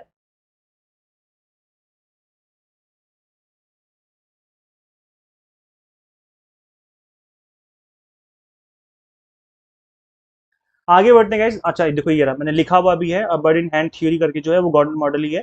ठीक है, अब देखो सैम्पलिंग की बात करेंगे, क्योंकि सैम्पलिंग अगेन काफी इंपॉर्टेंट टॉपिक है आपके एग्जाम के पर्पज से, ना सिर्फ पेपर 1 बल्कि पेपर 2 के लिए भी। तो सैम्पलिंग मेथड में आपके probability and non probability sampling दो तरह के मेथड होते हैं। प्रोबेबिलिटी में आता है simple random sampling, stratified sampling, cluster sampling और सिस्टमेटिक सैम्पलिंग। जबकि नॉन प्रोबेबिलिटी में आते हैं convenience sampling, quota sampling, snowball sampling और जजमेंटल सैम्पलिंग। अब इनके नाम अच्छे से याद कर लो, बिकॉज कई बार डायरेक्ट क्वेश्चन एग्जाम में बन जाता है कि बताओ इसमें कौन सा मेथड जो है वो नॉन प्रोबेबिलिटी है, कौन सा मेथड प्रोबेबिलिटी सैम्पलिंग है। तो इन दोनों ही सैम्पलिंग मेथड्स को आपको अच्छे से याद कर लेना है। स्टैंडर्ड एरर की अगर हम बात करें तो स्टैंडर्ड एरर जो है इसको कैसे हम फाइंड आउट करते हैं, ये हम फाइंड आउट करते हैं standard deviation divide by under root n, that is number of samples. N का मतलब यहाँ पर ये है। ये फॉर्मूला याद रखिए, बिकॉज इस फॉर्मूले के ऊपर कई बार क्वेश्चन बन जाता है, कई बार फॉर्मूला डायरेक्ट पूछ लेते हैं। तो मैंने फॉर्मूला यहाँ पर डाल दिया बिकॉज ये इंपॉर्टेंट है। अगर हम बात करें हाइपोथेसिस टेस्टिंग एरर की, तो ये भी काफी इंपॉर्टेंट है एग्जाम के लिए आपके लिए। सो रिजेक्ट करना है, देखो दो तरह के एरर होते हैं, टाइप 1 एरर और टाइप 2 एरर। बस इन दोनों को याद कर लो, काम खत्म। दो तरह के हाइपोथेसिस होते हैं, होता है नल हाइपोथेसिस और एक होता है ऑल्टरनेट हाइपोथेसिस। अगर नल हाइपोथेसिस ट्रू है और आपने कर दिया रिजेक्ट, तो ये टाइप 1 एरर कहलाएगा। और अगर ऑल्टरनेट हाइपोथेसिस ट्रू है और आपने कर लिया एक्सेप्ट, वो टाइप 2 एरर कहलाएगा। ये बहुत ही सिंपल टर्म्स में मैं आपको समझा रहा हूँ, अच्छे से एक बार याद कर लीजिए, दोबारा बताता हूँ। अगर आपने नल हाइपोथेसिस ट्रू था, उसको आपने कर दिया रिजेक्ट, तो आपने टाइप 1 एरर कर दिया। और अगर ऑल्टरनेट हाइपोथेसिस ट्रू था, आपने कर लिया एक्सेप्ट, तो वो टाइप 2 एरर हो गया। ठीक है, तो बस इतना याद रखो कि रिजेक्शन, नल की रिजेक्शन पहली गलती होती है, मतलब रिजेक्शन पहली गलती होती है, और एक्सेप्टेंस दूसरी गलती होती है, किसकी, ऑल्टरनेट की। आप इसको मैं बताऊं, मैं एक कहानी सुना के हमेशा बच्चों को याद कराता हूँ, आप बस आपको थोड़ा सा बुरा ना लगे, दिल पे मत लेना इस चीज को। अगर आपको ट्रू लव मिल गया, ट्रू लव मिल गया, ट्रू लव, सच्चा प्यार मिल गया, दैट इज नल हाइपोथेसिस मिल गई, वो सच्चा प्यार ट्रू है, सच्चा था, आपने कर दिया उसको रिजेक्ट, मतलब जिंदगी में पहली गलती आपकी वही हो गई, वो नहीं करना चाहिए था, तो टाइप 1 एरर कर दिया आपने। फिर ऑल्टरनेट मिल गया, ट्रू लव का मतलब कोई दूसरा चलता फिरता प्यार मिल गया, टेम्परेरी वाला प्यार मिल गया, 4 दिन वाला, 4 दिन की चांदनी वाला, उसको कर लिया आपने एक्सेप्ट, मतलब आपने जिंदगी की दूसरी सबसे बड़ी गलती कर दी। तो इस तरीके से याद रखोगे तो याद रहेगा, भूलोगे नहीं, क्योंकि कहानी है और कहानी बच्चे भूलते नहीं है ना। तो कैसे भी याद कर लो, चाहे आप डायरेक्ट याद कर लो चाहे कहानी से याद कर लो। आगे हम पढ़ेंगे आईआरडीए, काफी इंपॉर्टेंट एग्जाम के लिए, insurance regulatory and development authority. इसको 1999 में बनाया गया था, फॉर्म हुई थी। ये इंश्योरेंस रेगुलेटरी डेवलपमेंट अथॉरिटी, इसके अच्छे से फुल फॉर्म याद कर लीजिए। ये किसके अंडर आती है, एक स्टैट्यूटरी बॉडी है, मतलब इसको संविधानिक तरीके से, वैधानिक तरीके से बनाया गया, मतलब इसका लॉ पास किया गया, एक्ट बनाया गया है पार्लियामेंट में, under the jurisdiction of Ministry of Finance, Government of India, and is tasked with regulating and licensing the insurance and reinsurance industries in India. तो इंडिया में इंश्योरेंस और री इंश्योरेंस को लेकर के इसको बनाया गया है। ठीक है, प्राइसिंग पॉलिसीज इन मार्केटिंग, देखो इसके मैं पहले बात कर चुका हूँ, ऊपर में प्राइस स्कीमिंग की हम बात ऊपर कर चुके हैं, जहां पर हमें हाई प्राइस चार्ज करते हैं स्टार्टिंग में। और बाद में कम कर देते हैं। प्राइस इन मार्केट पेनिट्रेशन भी हम कर चुके हैं ऊपर डिस्कस, प्रीमियम प्राइसिंग भी ऊपर हम डिस्कस कर चुके हैं, इकोनॉमी प्राइसिंग हो गया, बंडल प्राइसिंग हो गया, वैल्यू बेस्ड प्राइसिंग, तो बहुत तरह तरह के प्राइसिंग होते हैं।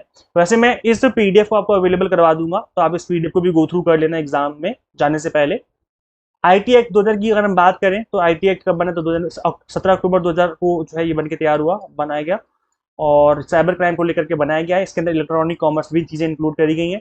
मेजर अमेंडमेंट किया गया था 2008 में इस एक्ट के अंदर, और सेक्शन 66A लाया गया, which penalise sending offensive messages. Offensive messages अगर आप किसी को भेज रहे हो ना, तो 16(6)A के अंदर आ जाएगा इस एक्ट के अंदर। It also introduce section 69 which give authorities the power of interception और मॉनिटरिंग और decryption of any information through any computer resource. तो डिक्रिप्ट करने का, व्हाट्सएप कहता है डिक्रिप्शन, इंक्रिप्शन इनक्रिप्शन कुछ नहीं है, ये नहीं है, सब कहानियां है। गवर्नमेंट ने इस सेक्ट को लाने के बाद कोई भी अगर कंपनी यहाँ पर चलती काम करती है तो उसको मैसेज दिखाने पड़ते हैं। वैसे व्हाट्सएप तो खुल के बोल चुकी है कि हम कंपनी अपना अपना बिजनेस ही बंद कर देंगे अगर आप हमारे मैसेजेस को डिक्रिप्ट करेंगे। लेकिन जब कभी बड़े लेवल के धांधले, मतलब कोई जैसे बहुत बड़ा बम ब्लास्ट हो गया, कोई टेररिस्ट अटैक हो गया, तो उसके समय फिर कंपनियां सहायता करती हैं गवर्नमेंट की, तो फिर उनको अपना डेटा प्रोवाइड करती है कि देखो भाई कहाँ से कौन कर रहा है ये सब। IT act contains 13 chapters and 90 section. 90 section इसके अंदर। आईटी एक्ट 2005 की बात है। सेक्शन 2J में इसकी इन्फॉर्मेशन दी गई है। राइट इन्फॉर्मेशन क्या है? It means the right to information accessible under the act which is help by or under the control of any public authority. Public authority होनी चाहिए, प्राइवेट से आप नहीं मांग सकते। राइट टू इन्फॉर्मेशन जो है पब्लिक अथॉरिटी से मांगने का आपको एक हक देता है। इससे क्या होती है? ट्रांसपेरेंसी प्रमोट होती है, गवर्नमेंट ट्रांसपेरेंट रहना चाहती है। और यहाँ पर देखो सबसे अच्छी बात ये है कि अगर आपने कोई क्वेश्चन पूछा तो उसका जवाब देना पड़ता है उस अथॉरिटी को विद इन 30 डेज। ठीक है, required information with in 30 days provide करनी होती है अगर आपने आरटीआई डाली है तो। ये काफी बड़ा एक्ट माना गया है इंडिया का। मैं देखो इसके अंदर बहुत सारे रूल्स एंड रेगुलेशन आप पढ़ लेना, एक बार खुद से गो थ्रू कर लेना। मैं इसको थोड़ा स्क्रॉल डाउन कर रहा हूँ, आप चाहो तो वीडियो को पॉज करके भी पढ़ सकते हो। जो इंपॉर्टेंट है मैं उसको एक बार बता देता हूँ आपको, क्योंकि उसको समझना जरूरी है। दैट इज की फीस कितनी लगती है इसके अंदर, ये इंपॉर्टेंट है। तो जो fee required under RT act that is 10 rupees. The payment of fee ₹10 can also be made by way of cash to the public authority against a proper receipt, और if the applicant belongs to the below poverty, अगर BPL से हो तो is not required to pay any fee. अगर BPL से हो तो आपको कुछ भी फीस नहीं देनी है। तो ये फैक्ट इंपॉर्टेंट है, ये आपको अच्छे से याद रखना है। जीएसटी क्या है? जीएसटी कब पास हुआ? तो ये 1 जुलाई 2017 में इंडिया में लागू किया गया। 29th पार्लियामेंट में पास किया गया था, ये मार्च 2017 की बात है। There are 4 GST types, namely integrated GST, integrated goods and services tax हो गया, मतलब आईजीएसटी, फिर state goods and services tax that is SGST, फिर सीजीएसटी होता है, फिर आपका यूटीजीएसटी करके होता है। तो ये फैक्ट हैं, आपको याद रखने हैं इसके।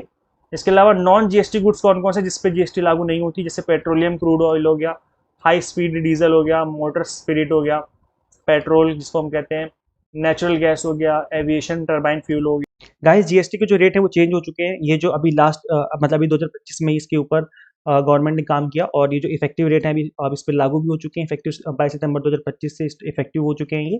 तो जो पहले स्लैब रेट था अलग था, अब स्लैब रेट थोड़ा अलग हो चुका है। अब जो नया स्लैब रेट है वो 0%, 5% और 18%, ये 3 स्लैब रेट ही फेमस है, पॉपुलर हैं। बाकी एक स्लैब रेट 40% वाला भी रखा गया है, वो क्या है उसके बारे में भी बात करेंगे। बट जनरली इसके अंदर 3 कैटेगरी में ही सामान सारे के सारे आ जाएंगे। तो जो पहला 0% इसमें एसेंशियल सामान आएंगे, जैसे फूड ग्रेन हो गया, लाइफ सेविंग मेडिसन हो गई आपकी, मिल्क हो गया, पनीर, ब्रेड, ये सब 0% में आएगा, मतलब कोई भी यहाँ पर आफ्टर टैक्स नहीं लिया जाएगा। 5% में आ जाएंगे मेरिट गुड्स, एफएमसीजी वाले गुड्स जैसे चिप्स कुरकुरे वगैरह हो गए, सोमाप्रिंग पेरेंट पर्सनल केयर वगैरह सामान हो जाएगा इसमें। 18% में आ जाएगा आपका standard rate for most goods and services including electronics. तो ज्यादातर सामान पे 18% का जीएसटी रेट लगेगा। 40% लगेगा जो लग्जरी वाले सामान है, या फिर ऑनलाइन गेमिंग हो गया, गेमिंग या फिर गैम्बलिंग वाले गेम हो गए, मतलब जिसको गवर्नमेंट डिस्करेज कर रही है कि ये ना किया जाए, तो उस पर सामान लगेगा। 5 स्टार होटलों पे भी 40% का ही प्लान किया गया लगाने का, टोबैको पे भी लगेगा 40%। तो ये काफी बड़ा रेट है। तो ये जो रेट है अब इफेक्टिव हो चुके हैं 22 सितंबर से। ये 4 रेट आपको अच्छे से याद कर लेने हैं। अच्छा, कुछ और की इंपॉर्टेंट चीजें हुई थी इस बार, जैसे हेल्थ केयर में 33 लाइफ सेविंग ड्रग्स को मतलब 0% टैक्स में लाया गया है। Easing treatment cost and insurance को टैक्स फ्री कर दिया था। और individual life and health insurance premium are now GST free, और चाहे टर्म इंश्योरेंस हो चाहे हेल्थ इंश्योरेंस हो, दोनों को ही जीएसटी फ्री कर दिया गया है। ऑटोमोबाइल्स इलेक्ट्रॉनिक्स पे अब 28% पहले लगता था, मतलब अगर आप स्कूटी लेने जाओगे, कार लेने जाओगे, नॉर्मल कार, तो भी आपको 28% जीएसटी देना पड़ता था, बट अब उसको 18% में लेके आया गया है। तो कार बनाना और उसको बेचना आसान हो जाएगा। टीवी एंड एसी पे भी अब 18% लगेगा, जबकि पहले 28% लगता था। तो ये चीज़ें सस्ती हो जाएंगी। लेकिन अगर बहुत लग्जरी कार है, मतलब BMW इस तरह की कार ले रहे हो, कोई फरारी वगैरह ले रहे हो, तो उस पर फिर लगेगा 40%। तो जो लग्जरी वाली कार है उस पर ज़्यादा लगेगा। और जो नॉर्मल कार है जो हम लोग घर पे यूज़ मतलब नॉर्मली यूज़ की जाती है, तो ये इंजन कैपेसिटी पे होता है कि इंजन की कैपेसिटी कितनी है। इंजन अगर नॉर्मल इंजन है जो कि हम लोग नॉर्मली यूज़ करते हैं अपनी फैमिली में 5 सीटर के लिए, तो जो कि जैसे मारुति सुजुकी वगैरह की जो कारें होती है नॉर्मली, तो उस पे 18% का जीएसटी लगेगा। बाकी अगर लग्जरी कार है जिनका इंजन पावर बहुत ज़्यादा है, तो उस पे 28% का जीएसटी ना लग के अब 40% का लगेगा। तो रेट बढ़ चुका है इन लोगों का, मतलब रिच से ज़्यादा टैक्स लेने का प्लान गवर्नमेंट कर चुकी है। देखो, जीएसटी नंबर जो है वो जानना जरूरी है। जीएसटी नंबर जो है वो एक 15 डिजिट का नंबर होता है। ठीक है, 15 डिजिट का नंबर होता है क्या, जीएसटी नंबर। अब इस फॉर्मेट को आपको याद रखना जरूरी है क्योंकि इससे रिलेटेड क्वेश्चन बन जाता है एग्जाम में। तो स्टार्टिंग के जो 2 नंबर होते हैं इसको हम लोग क्या बोलते हैं, स्टेट कोड कहते हैं। आपका स्टेट का कोड होता है कि किस स्टेट का वो जीएसटी नंबर है। फिर आपका पैन नंबर आ जाएगा, परमानेंट अकाउंट नंबर होता है, वो पैन नंबर डाल दिया जाएगा यहाँ से यहाँ तक। फिर आता है entity number of the same pan holder in A state. फिर अल्फाबेट आ जाएगा जेड, जो कि बाय डिफॉल्ट है, जेड लगेगा ही लगेगा। फिर चेक सम डिजिट होता है, कोई एक डिजिट डाल दिया जाएगा लास्ट में 0 से 9 तक के बीच में। तो ये इस तरीके का फॉर्मेट होता है। बस याद रखना कि 15 डिजिट का होता है। अगर काउंट करेंगे तो ये कितने डिजिट का, ये 15 डिजिट का जीएसटी नंबर होता है। स्टार्टिंग का और एंड का याद रखना, चेकसम डिजिट और स्टार्टिंग में स्टेट कोड होता है। अब हम बात करेंगे कि जीएसटी रिटर्न्स कब कब फाइल किए जाते हैं और कौन कौन से फॉर्म आते हैं। तो जीएसटी 1 जो है वो है taxable supplier to file outward supply. GST 2 है taxable recipient to file inward supply to claim tax credit. GST 3, GST 4, GST 5, इस तरीके से काफ़ी सारे इसमें जीएसटी रिटर्न होते हैं और अलग अलग डेट पे उनको फाइल करना पड़ता है। तो इतना याद रखने की जरूरत नहीं है, बस आप याद कर लीजिए ये कौन सा जो जीएसटी है वो किस चीज़ के लिए होता है। वैसे जनरली जीएसटी तो इस तरह के क्वेश्चन नहीं बनते हैं, ज़्यादातर इनकम टैक्स से बनते हैं। बट फिर भी क्योंकि ये कुछ लिमिटेड जीएसटी नंबर ही है, तो आप एक बार गो थ्रू कर लेना इनको भी। आगे बढ़ते हैं guys. Income tax act 1961। Heads of income 5 होते हैं, सभी को पता है। Salary, house property, profession and business and profession, capital gain and other sources. तो ये 5 आपके हेड हो गए। आगे बढ़ते हैं गाइज। ओके, आईटीआर फॉर्म देखो ये इंपॉर्टेंट है क्योंकि इनकम टैक्स से जनरली क्वेश्चन बनता है आईटीआर से रिलेटेड। तो आईटीआर 1 जो होता है उसको हम सहज कहते हैं। और for individuals being a resident having total income up to ₹50 lakh. क्या बोला गया, फॉर्म का नाम क्या है, सहज है, जो कि इसके लिए एक रेजिडेंट के लिए है। और ये क्या है, having total income up to 50 lakh. तो आपको फिल करना है ये। हैविंग इनकम फ्रॉम सैलरी हो गया, 1 हाउस प्रॉपर्टी हो गया, अदर सोर्सेज इंटरेस्ट वगैरह and agricultural income up to ₹5,000। तो ये अगर आपका है तो आपको सहज फॉर्म भरना है आईटीआर 1। ठीक है, ये जो मैंने स्क्रीनशॉट लगा रखे हैं ये डायरेक्टली मैंने वेबसाइट से उठाए हैं क्योंकि ये आपको पढ़ाने के पर्पज से हैं। तो इस वजह से जो ऑफिशियल वेबसाइट है इनकम टैक्स की मैंने वहाँ से उठा लिए हैं आपको समझाने के लिए, ताकि आपको डायरेक्ट इन्फॉर्मेशन में पहुँचा सकूँ। आईटीआर 2 जो है वो है for individuals and HUF not having income from profit and gain और बिजनेस और प्रोफेशन।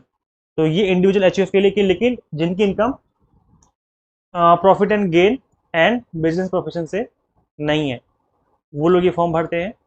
फिर आता है फॉर्म नंबर 3। ये कौन भरता है, ये भरते हैं इंडिविजुअल और HUF having income from profit and gain of business and profession. और आपकी इनकम प्रॉफिट या गेन हुआ है आपको बिजनेस एंड प्रोफेशन से, तो आपको आईटीआर 3 भरना होता है। फिर आता है आपका आईटीआर नंबर 4, सुगम कहते हैं इसको हम लोग। ये कौन भरता है, ये भरते हैं इंडिविजुअल एचयूएफ एंड फर्म्स भरती हैं। एलएलपी हो गया, अदर देन एलएलपी नहीं भरते हैं। Being a resident having a total income of ₹50 lakh and having income from business and profession which is computed under section 44 AD. मतलब आपकी जो इनकम है 50 लाख अप टू 50 लाख है, और आपकी इनकम जो है बिजनेस एंड प्रोफेशन से भी हुई है, तो उस केस में आपको आईटीआर 4 भरना पड़ेगा, सुगम। उसके बाद आता है नेक्स्ट आईटीआर 5। ठीक है, ये कौन भरता है, other than individual HUF company and person ITR. जो 7 भरते हैं वो भी इसको फिर नहीं भर सकते आईटीआर 5 को। आईटीआर 6 कौन भरता है, वो companies other than companies claiming exemption under section 11। ITR 7 कौन भरेगा, person including companies retired upon return under. ये इतना इंपॉर्टेंट नहीं है। सहज सुगम 2 ही इंपॉर्टेंट है, देखो मैं सिंपल से टर्म बता रहा हूँ। आईटीआर 1, आईटीआर 4, सहज और सुगम, ये दोनों ज़्यादा इंपॉर्टेंट है। गाइस देखो, ये जो क्वेश्चन आपकी स्क्रीन पे दिख रहा है ये जून 2025 में पूछा हुआ क्वेश्चन है, और ये इनकम टैक्स में इस तरह के क्वेश्चन आजकल बन रहे हैं, जहां पर आपसे सेक्शन से रिलेटेड जो चीजें वो पूछ ली जाती हैं, चाहे वो मैच ऑफ द फॉलोइंग हो या स्टेटमेंट वाइज क्वेश्चन हो। तो आपको सेक्शन जो है इससे रिलेटेड चीजें पढ़ लेनी है, बिकॉज ये एग्जाम के लिए काफी इंपॉर्टेंट है। तो अगर इस क्वेश्चन को देखें, अगर आप समझे, तो यहाँ पर जो सेक्शन 80U है, मैंने आपको सबको बताया था, 80E और 80D। डी मतलब मेडिकल से रिलेटेड हो गया, यू का मतलब हैंडीकैप, यानी जो पर्सन विद डिसेबिलिटी होते हैं वो होते हैं। और मैंने आपको बताया याद करने का तरीका, वैसे मेरा कोई ऐसा इंटेंशन नहीं है किसी को मतलब ऐसे गलत बोलने का, लेकिन मतलब मैं याद करने के पर्पज से बता रहा हूँ। जो डिसेबल पर्सन होते हैं उनके हाथ पर थोड़े से टेढ़े मेढ़े हो सकते हैं, तो इसलिए यू जो है थोड़ा टेढ़ा सा इस तरीके से, तो ये आप 80U करके याद कर सकते हैं। बस याद कराने की टेक्निक की पर्पज से बता रहा हूँ। बाकी सभी पर्सन जो है रिस्पेक्टेड पर्सन होते हैं, कोई मतलब गॉड ने सबको बनाया है तो सब लोग इक्वली हैं, ऐसा कोई इंटेंशन नहीं, बट इसको सिर्फ याद करने के पर्पज से बता रहा हूँ मैं। ऐसे 80E जो है, ई मतलब एजुकेशन हो गया, तो हायर एजुकेशन के लिए जो लोन है उससे रिलेटेड हो जाएगा ये, तो ये इसका ये हो जाएगा। डिसेबिलिटी का ये हो जाएगा आपका। मेडिकल प्रीमियम के लिए ये वाला ऑप्शन हो जाएगा, तो बाकी जो बचा है वो ये वाला हो जाएगा। तो इस तरह की चीजें आप याद कर सकते हो। देखो गाइस, ये आपका अभी रिसेंटली एग्जाम में पूछा हुआ क्वेश्चन है, तो इसका जो आंसर है वो ऑप्शन नंबर 3 हो जाएगा, जो कि आपकी स्क्रीन पर आपको दिख भी रहा होगा। तो इस तरह के जो क्वेश्चन है आपको इनकम टैक्स वाले यूनिट के अंदर देखने को मिल सकते हैं। आप देखो गाइस, यहाँ पर कुछ इन्वेस्टमेंट, कुछ पेमेंट्स इस तरह की होती है जिसके ऊपर आप टैक्स बेनिफिट ले सकते हो। सो यहाँ पर अगर आप न्यू टैक्स रिजीम को एज एन ऑप्ट करते हो, तो कुछ आपको यहाँ पर डिडक्शन मिल जाती हैं। तो कुछ डिडक्शन समझ लेते हैं किस तरह की होती है ये। जैसे कि आप सभी को पता है कि इंडिया में दो तरह के टैक्स रिजीम चल रहे हैं, एक ओल्ड टैक्स रिजीम और एक न्यू टैक्स रिजीम है। सो आई थिंक इस चीज के बारे में तो आप लोग अवेयर होंगे। अगर आप लोग अवेयर नहीं है तो मैं आप सभी को सजेस्ट करूंगा कि इनकम टैक्स की ऑफिशियल वेबसाइट पे विजिट करिए, और यहाँ पे आपको आना है स्लैब वाले सेक्शन में। आप सिंपली गूगल पे लिखना इनकम टैक्स और अगर लिखना स्लैब, तो इनकम टैक्स डिपार्टमेंट की वेबसाइट खुलेगी, आपको इस पे आना है और यहाँ पर आकर के इस वाले पेज को चेक कर लेना, जो वाला पेज मैं आपको दिखा रहा हूँ। ठीक है, तो यहाँ पर स्लैब मेंशन है कि कौन से स्लैब में कितना है, क्योंकि स्लैब बहुत सारे हैं, तो मैं इस वीडियो में बताऊंगा तो आप बहुत ज़्यादा कंफ्यूज हो जाएंगे, और ये वीडियो रिवीजन पर्पज से बन रही है, तो मैं इसको थोड़ा शॉर्ट रखना चाहता हूँ। ठीक है, तो ऐसे देखिए यहाँ पर कुछ इंपॉर्टेंट चीज़ें जो कि आपको समझनी चाहिए। जैसे CCD2 करके है एक डिडक्शन, किसको मिलता है? This is deduction towards contribution made by an employer to the pension scheme of central government. यहाँ पर 14% ऑफ सैलरी। अब क्योंकि ये इंपॉर्टेंट इसलिए क्योंकि ये अभी लास्ट ईयर ही रिसेंटली इसको यहाँ पर इंप्लीमेंट किया गया है। आई थिंक पहले 10% के आसपास हुआ करता था, बट अब इसको बढ़ा के 14% कर दिया गया। सेक्शन 80CCH जो है deduction in respect of contribution to Agnipath scheme, क्योंकि ये भी ट्रेंडिंग में रहता है। आप सभी को पता है कि अग्निपथ स्कीम अभी रिसेंटली आई है, 2-4 साल पहले ही, तो इस वजह से इससे रिलेटेड डिडक्शन भी आपसे पूछा जा सकता है। तो 80CCH जो है इसके लिए इंपॉर्टेंट है। इसके अलावा यहाँ पर 80C जो है ये अगेन इंपॉर्टेंट एक डिडक्शन है, जो कि मिल जाता है आपको लाइफ इंश्योरेंस मतलब हेल्थ इंश्योरेंस पॉलिसी पे मिल जाता है। तो इस तरह के जो डिडक्शन है वो 80C के अंदर आ जाते हैं। सो 80CCC जो है that is annuity plan of LIC और other insurance towards pension scheme. 80CCD1 जो है that is pension scheme for central government. अब यहाँ पर जो ये सेक्शन है वो इंपॉर्टेंट है, बिकॉज आपके एग्जाम में देखने को मिला है कि सेक्शन जो है पूछ लिए जाते हैं, मैच ऑफ द फॉलोइंग से रिलेटेड क्वेश्चन बन जाते हैं। CCD1 भी है, CCD2 है, इस तरीके से बहुत सारे सेक्शन है। आप यहाँ पे पढ़ते जाइए आप लोग। CCD1 भी जो है that is deduction towards payment made to pension scheme of central government excluding deduction claim under section 80 CCD1। तो ये जो CCD वाले हैं ये सारे ही सारे के सारे जो है पेंशन स्कीम वाले हैं। तो ये याद रखिए कि जो CCD बोल दिया इसका मतलब है कि पेंशन स्कीम की बात चल रही है। तो आप इस तरीके से याद कर लो इसको एज ए ट्रिक बना के कि CCD जो है एक कॉफी कैफे डे होता है ना, जहाँ पे कॉफी पीते हैं। CCD आप सभी को पता होगा कि जैसे इंडिया में मैकडी के आउटलेट खुले हुए, ऐसे CCD के भी आउटलेट खुले हुए कॉफी पीने के लिए। तो CCD जो है वो है पेंशन स्कीम के बारे में। तो आप इस तरीके से याद कर लो कि बुढ़ापे में भी हम कॉफी पियेंगे। तो पेंशन स्कीम मतलब बुढ़ापे में पेंशन मिलेगी, पेंशन स्कीम मतलब जब हमें पेंशन मिलेगी तब हम कॉफी पियेंगे। तो इस तरीके से आप याद कर सकते हो उसको, मतलब एक तरीका मैंने बता दिया याद करने की ट्रिक, जिससे आपको याद रहेगा कि CCD क्या है। CCD मतलब होता है कॉफी कैफे, कॉफी डे ना, तो कॉफी कब पियोगे? बुढ़ापे में जब पेंशन मिलेगी। तो इस तरीके से आप याद कर सकते हो। कुछ चीजों को इस तरीके से रिलेट करके याद करोगे तो चीजें याद रहेंगी, आप भूलोगे नहीं। ठीक है, CCH मैंने आपको बता दिया अग्निपथ से रिलेटेड है, ये इंपॉर्टेंट है। 80D अगेन काफी इंपॉर्टेंट है, ये है आपका हेल्थ इंश्योरेंस से रिलेटेड है ना, प्रिवेंटिव हेल्थ चेकअप और हेल्थ इंश्योरेंस सेक्शन 80D। तो ये भी अगेन काफी इंपॉर्टेंट आपका सेक्शन हो जाता है। 80DD जो है ये है आपका डिसेबल्ड पर्सन के लिए, है ना। सो मेंटेनेंस और medical treatment of disabled dependent. तो डिसेबल्ड डिपेंडेंट, DD मतलब डिसेबल्ड डिपेंडेंट, इस तरीके से सेक्शन याद रख लीजिए आप लोग। तो 80DD मतलब डिसेबल्ड डिपेंडेंट। 80DDB जो है that is medical treatment of self dependent और स्पेसिफाइड डिसीज। 80E जो है एजुकेशन, अब नाम से पता चल रहा है E for education. Education loan लिया था, हायर एजुकेशन के लिए लोन लिया था, उसके डिडक्शन के लिए 80E मिलता है। 80EE किसके लिए मिलता है? जैसे acquisition for residential house property, तो इसके लिए आपने अगर लोन लिया था तो 80EE मिल जाएगा, EEA मिल जाएगा, towards interest made on acquisition of residential house property for the first time where loan is sanction between 1 April से 2022, 19 से 2022 के बीच में आपने लोन लिया तो इस वाले सेक्शन के अकॉर्डिंग आपको मिलेगा। AEEB अगेन काफी इंपॉर्टेंट सेक्शन है बिकॉज ये मिलता है इलेक्ट्रिक व्हीकल के परचेज करने पर डिडक्शन, तो ये क्योंकि काफी ट्रेंड में है इस टाइम पे इलेक्ट्रिक व्हीकल, तो ये इंपॉर्टेंट है। 80G जो है वो आपका डोनेशन से रिलेटेड, चैरिटेबल इंस्टीट्यूशन डोनेशन से रिलेटेड इंपॉर्टेंट एक सेक्शन है, तो ये आप याद रखिए, ये इंपॉर्टेंट सेक्शन आपके लिए। 80GG, जीजी करते आएंगे और रेंट लेके जाएंगे, this is for rent, self employed, so rent paid deduction मिलता है 80G। तो ऐसे बोलो कि जीजी करके आएंगे और रेंट लेके जाएंगे, क्या बोलोगे? जीजी करके आएंगे और रेंट लेके जाएंगे। इस तरीके से कुछ भी बना के याद कर सकते हो जो आपके मन में आए। GGA जो है that is for scientific research और रूरल डेवलपमेंट, तो ये अगेन काफी इंपॉर्टेंट सेक्शन है आप सभी के लिए, इसको याद रखना है आपको। इसके बाद 80GGC है दैट इज चंदा donation made for political party और इलेक्टोरल ट्रस्ट, तो पॉलिटिकल पार्टी को अगर चंदा दोगे तो 80GGC के अंदर आपके लिए एग्जम्पशन मिल जाएगी, ठीक है चंदा। टीटीए टीटीए टीटीए टीटीए याद रखो, टीटी क्या करता है?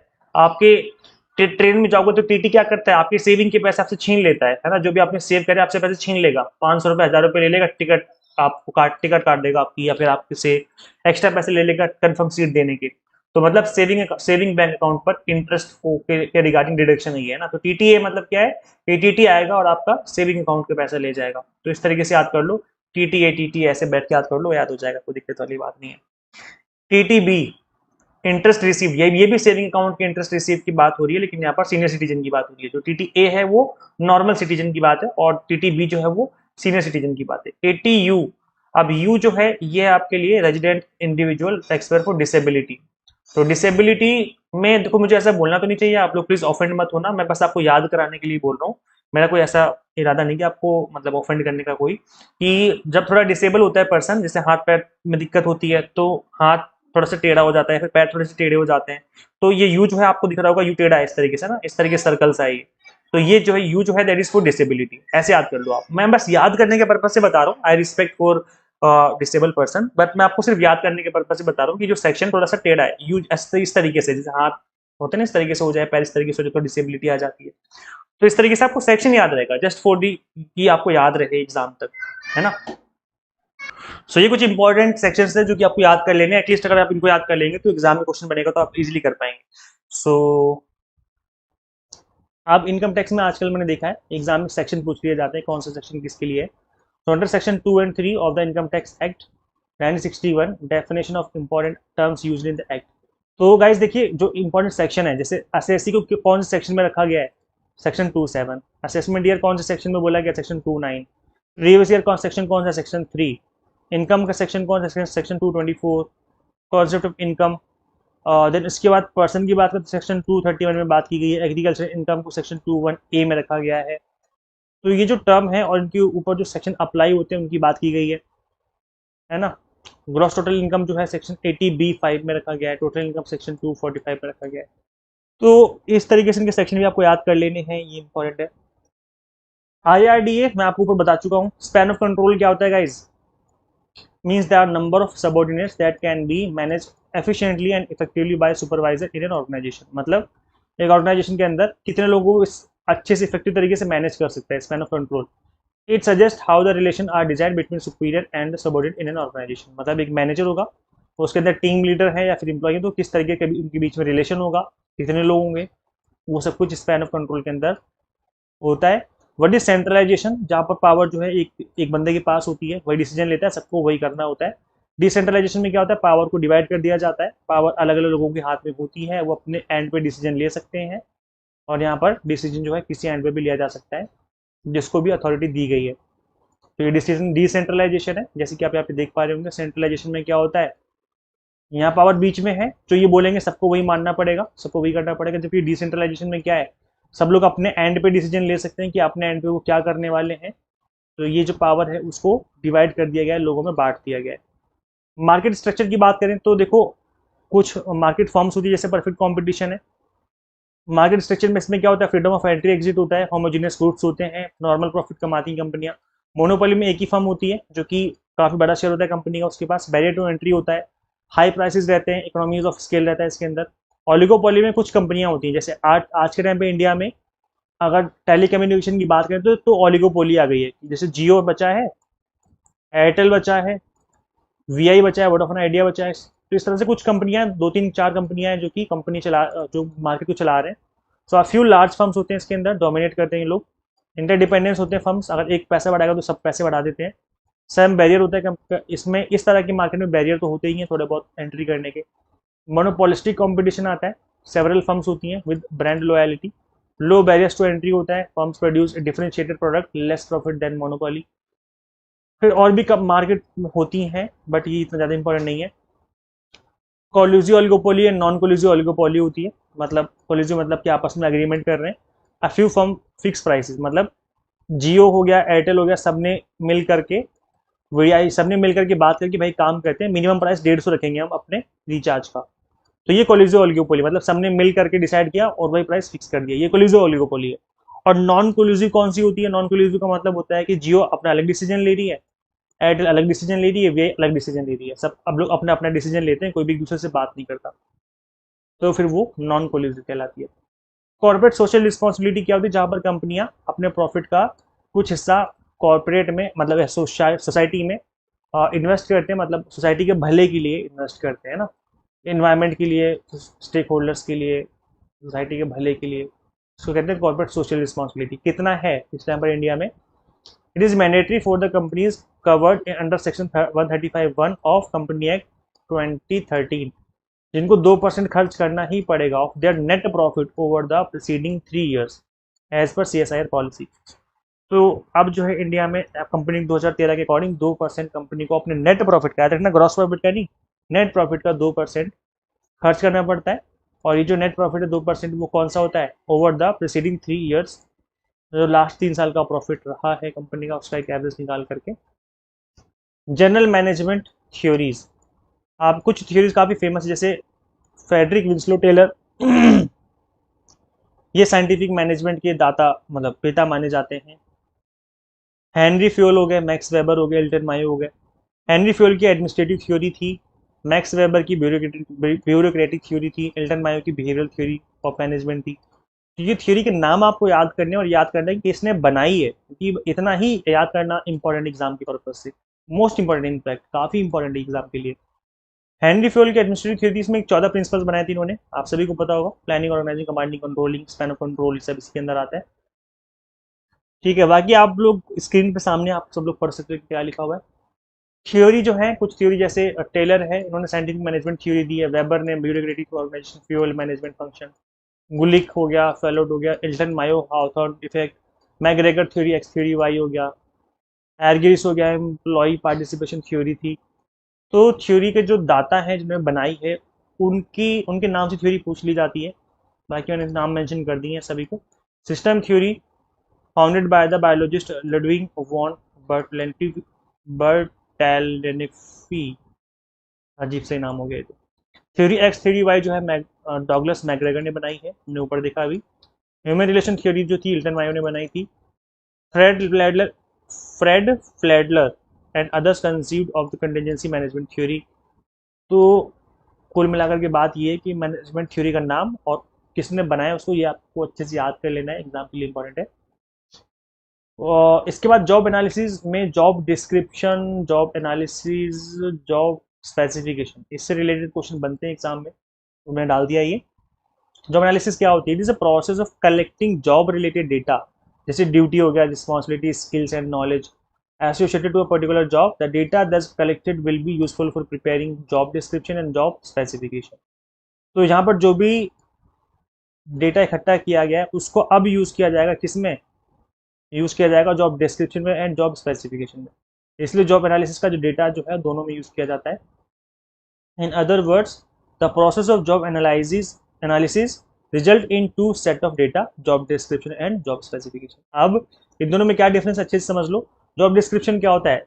List of job title, duty, responsibility, machine, equipment involve, working condition and hazard surroundings, a job and the like. And job specification में क्या होता है, लिस्ट द ह्यूमन क्वालिटी, मतलब यहाँ पर ह्यूमन की क्वालिटी की रिक्वायरमेंट की क्या क्या होनी चाहिए to do the job. Therefore education, आपकी एजुकेशन कितनी होनी चाहिए, आपका एक्सपीरियंस कैसा होना चाहिए, ट्रेनिंग कैसी होनी चाहिए, स्किल्स क्या होनी चाहिए। आप देखो, मैं सिंपल से एग्जांपल लेके समझाता हूँ।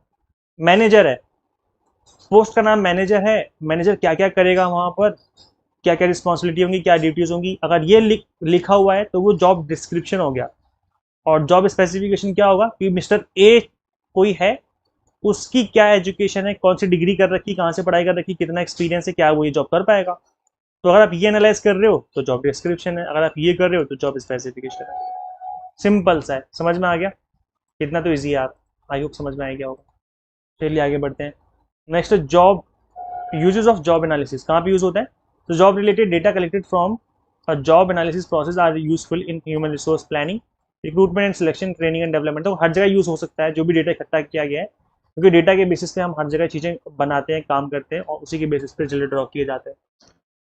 हम कैसे, देखो इस मिनिमम टाइम में तो इतना ही पढ़ाया जा सकता था, बट अगर आप उससे अच्छे से पढ़ना चाहते हो और इस एग्जाम को अपने फर्स्ट अटेम्प्ट में क्रैक करना चाहते हो, तो ऐसे में मैं आपको सजेस्ट करूंगा कि आप स्टार्टिंग से स्टडी करिए। डेडिकेटेड तरीके से 6 महीना आप दे दीजिए इस एग्जाम को, एग्जाम आपका क्रैक हो जाएगा। तो एग्जाम टारगेटेड स्टडी करनी है आपको स्टार्टिंग से। हम आपको paper 1 commerce management and political science पढ़ाते हैं कंप्लीटली टू द पॉइंट। यहाँ पर कंप्लीट कंटेंट आपको बाइलिंगुअल देखने को मिल जाता है, 100 mock test and PDF notes मिल जाते हैं। वैसे मैं बता दूं, कंप्लीट कंटेंट हम बाइलिंगुअल ही आपको अवेलेबल करवाते हैं सभी क्लासेस में, मॉक टेस्ट में, पीडीएफ नोट्स में। इस क्लास में मेरा जो टारगेट था, मिनिमम टाइम में ज़्यादा से ज़्यादा कंटेंट फिनिश करने का प्लान किया था मैंने, इसलिए ज़्यादातर कंटेंट मैंने इंग्लिश में डिलीवर किया है। बट ज़्यादातर हमारी जो 100% जो क्लासें मिलेंगी आपको पेड कोर्स में, वो कंप्लीटली बाइलिंगुअल होंगी, मतलब हर एक स्लाइड हमारी बाइलिंगुअल होती है, इंग्लिश प्लस हिंदी। तो पेड कोर्स के अंदर कंप्लीट कंटेंट जो बाइलिंगुअल है वो आपको मिल जाएगा। पीडीएफ नोट्स मिल जाएंगे जिनको आप डाउनलोड भी कर सकते हो, प्रिंट आउट भी निकाल सकते हो, आपकी चॉइस रहती है।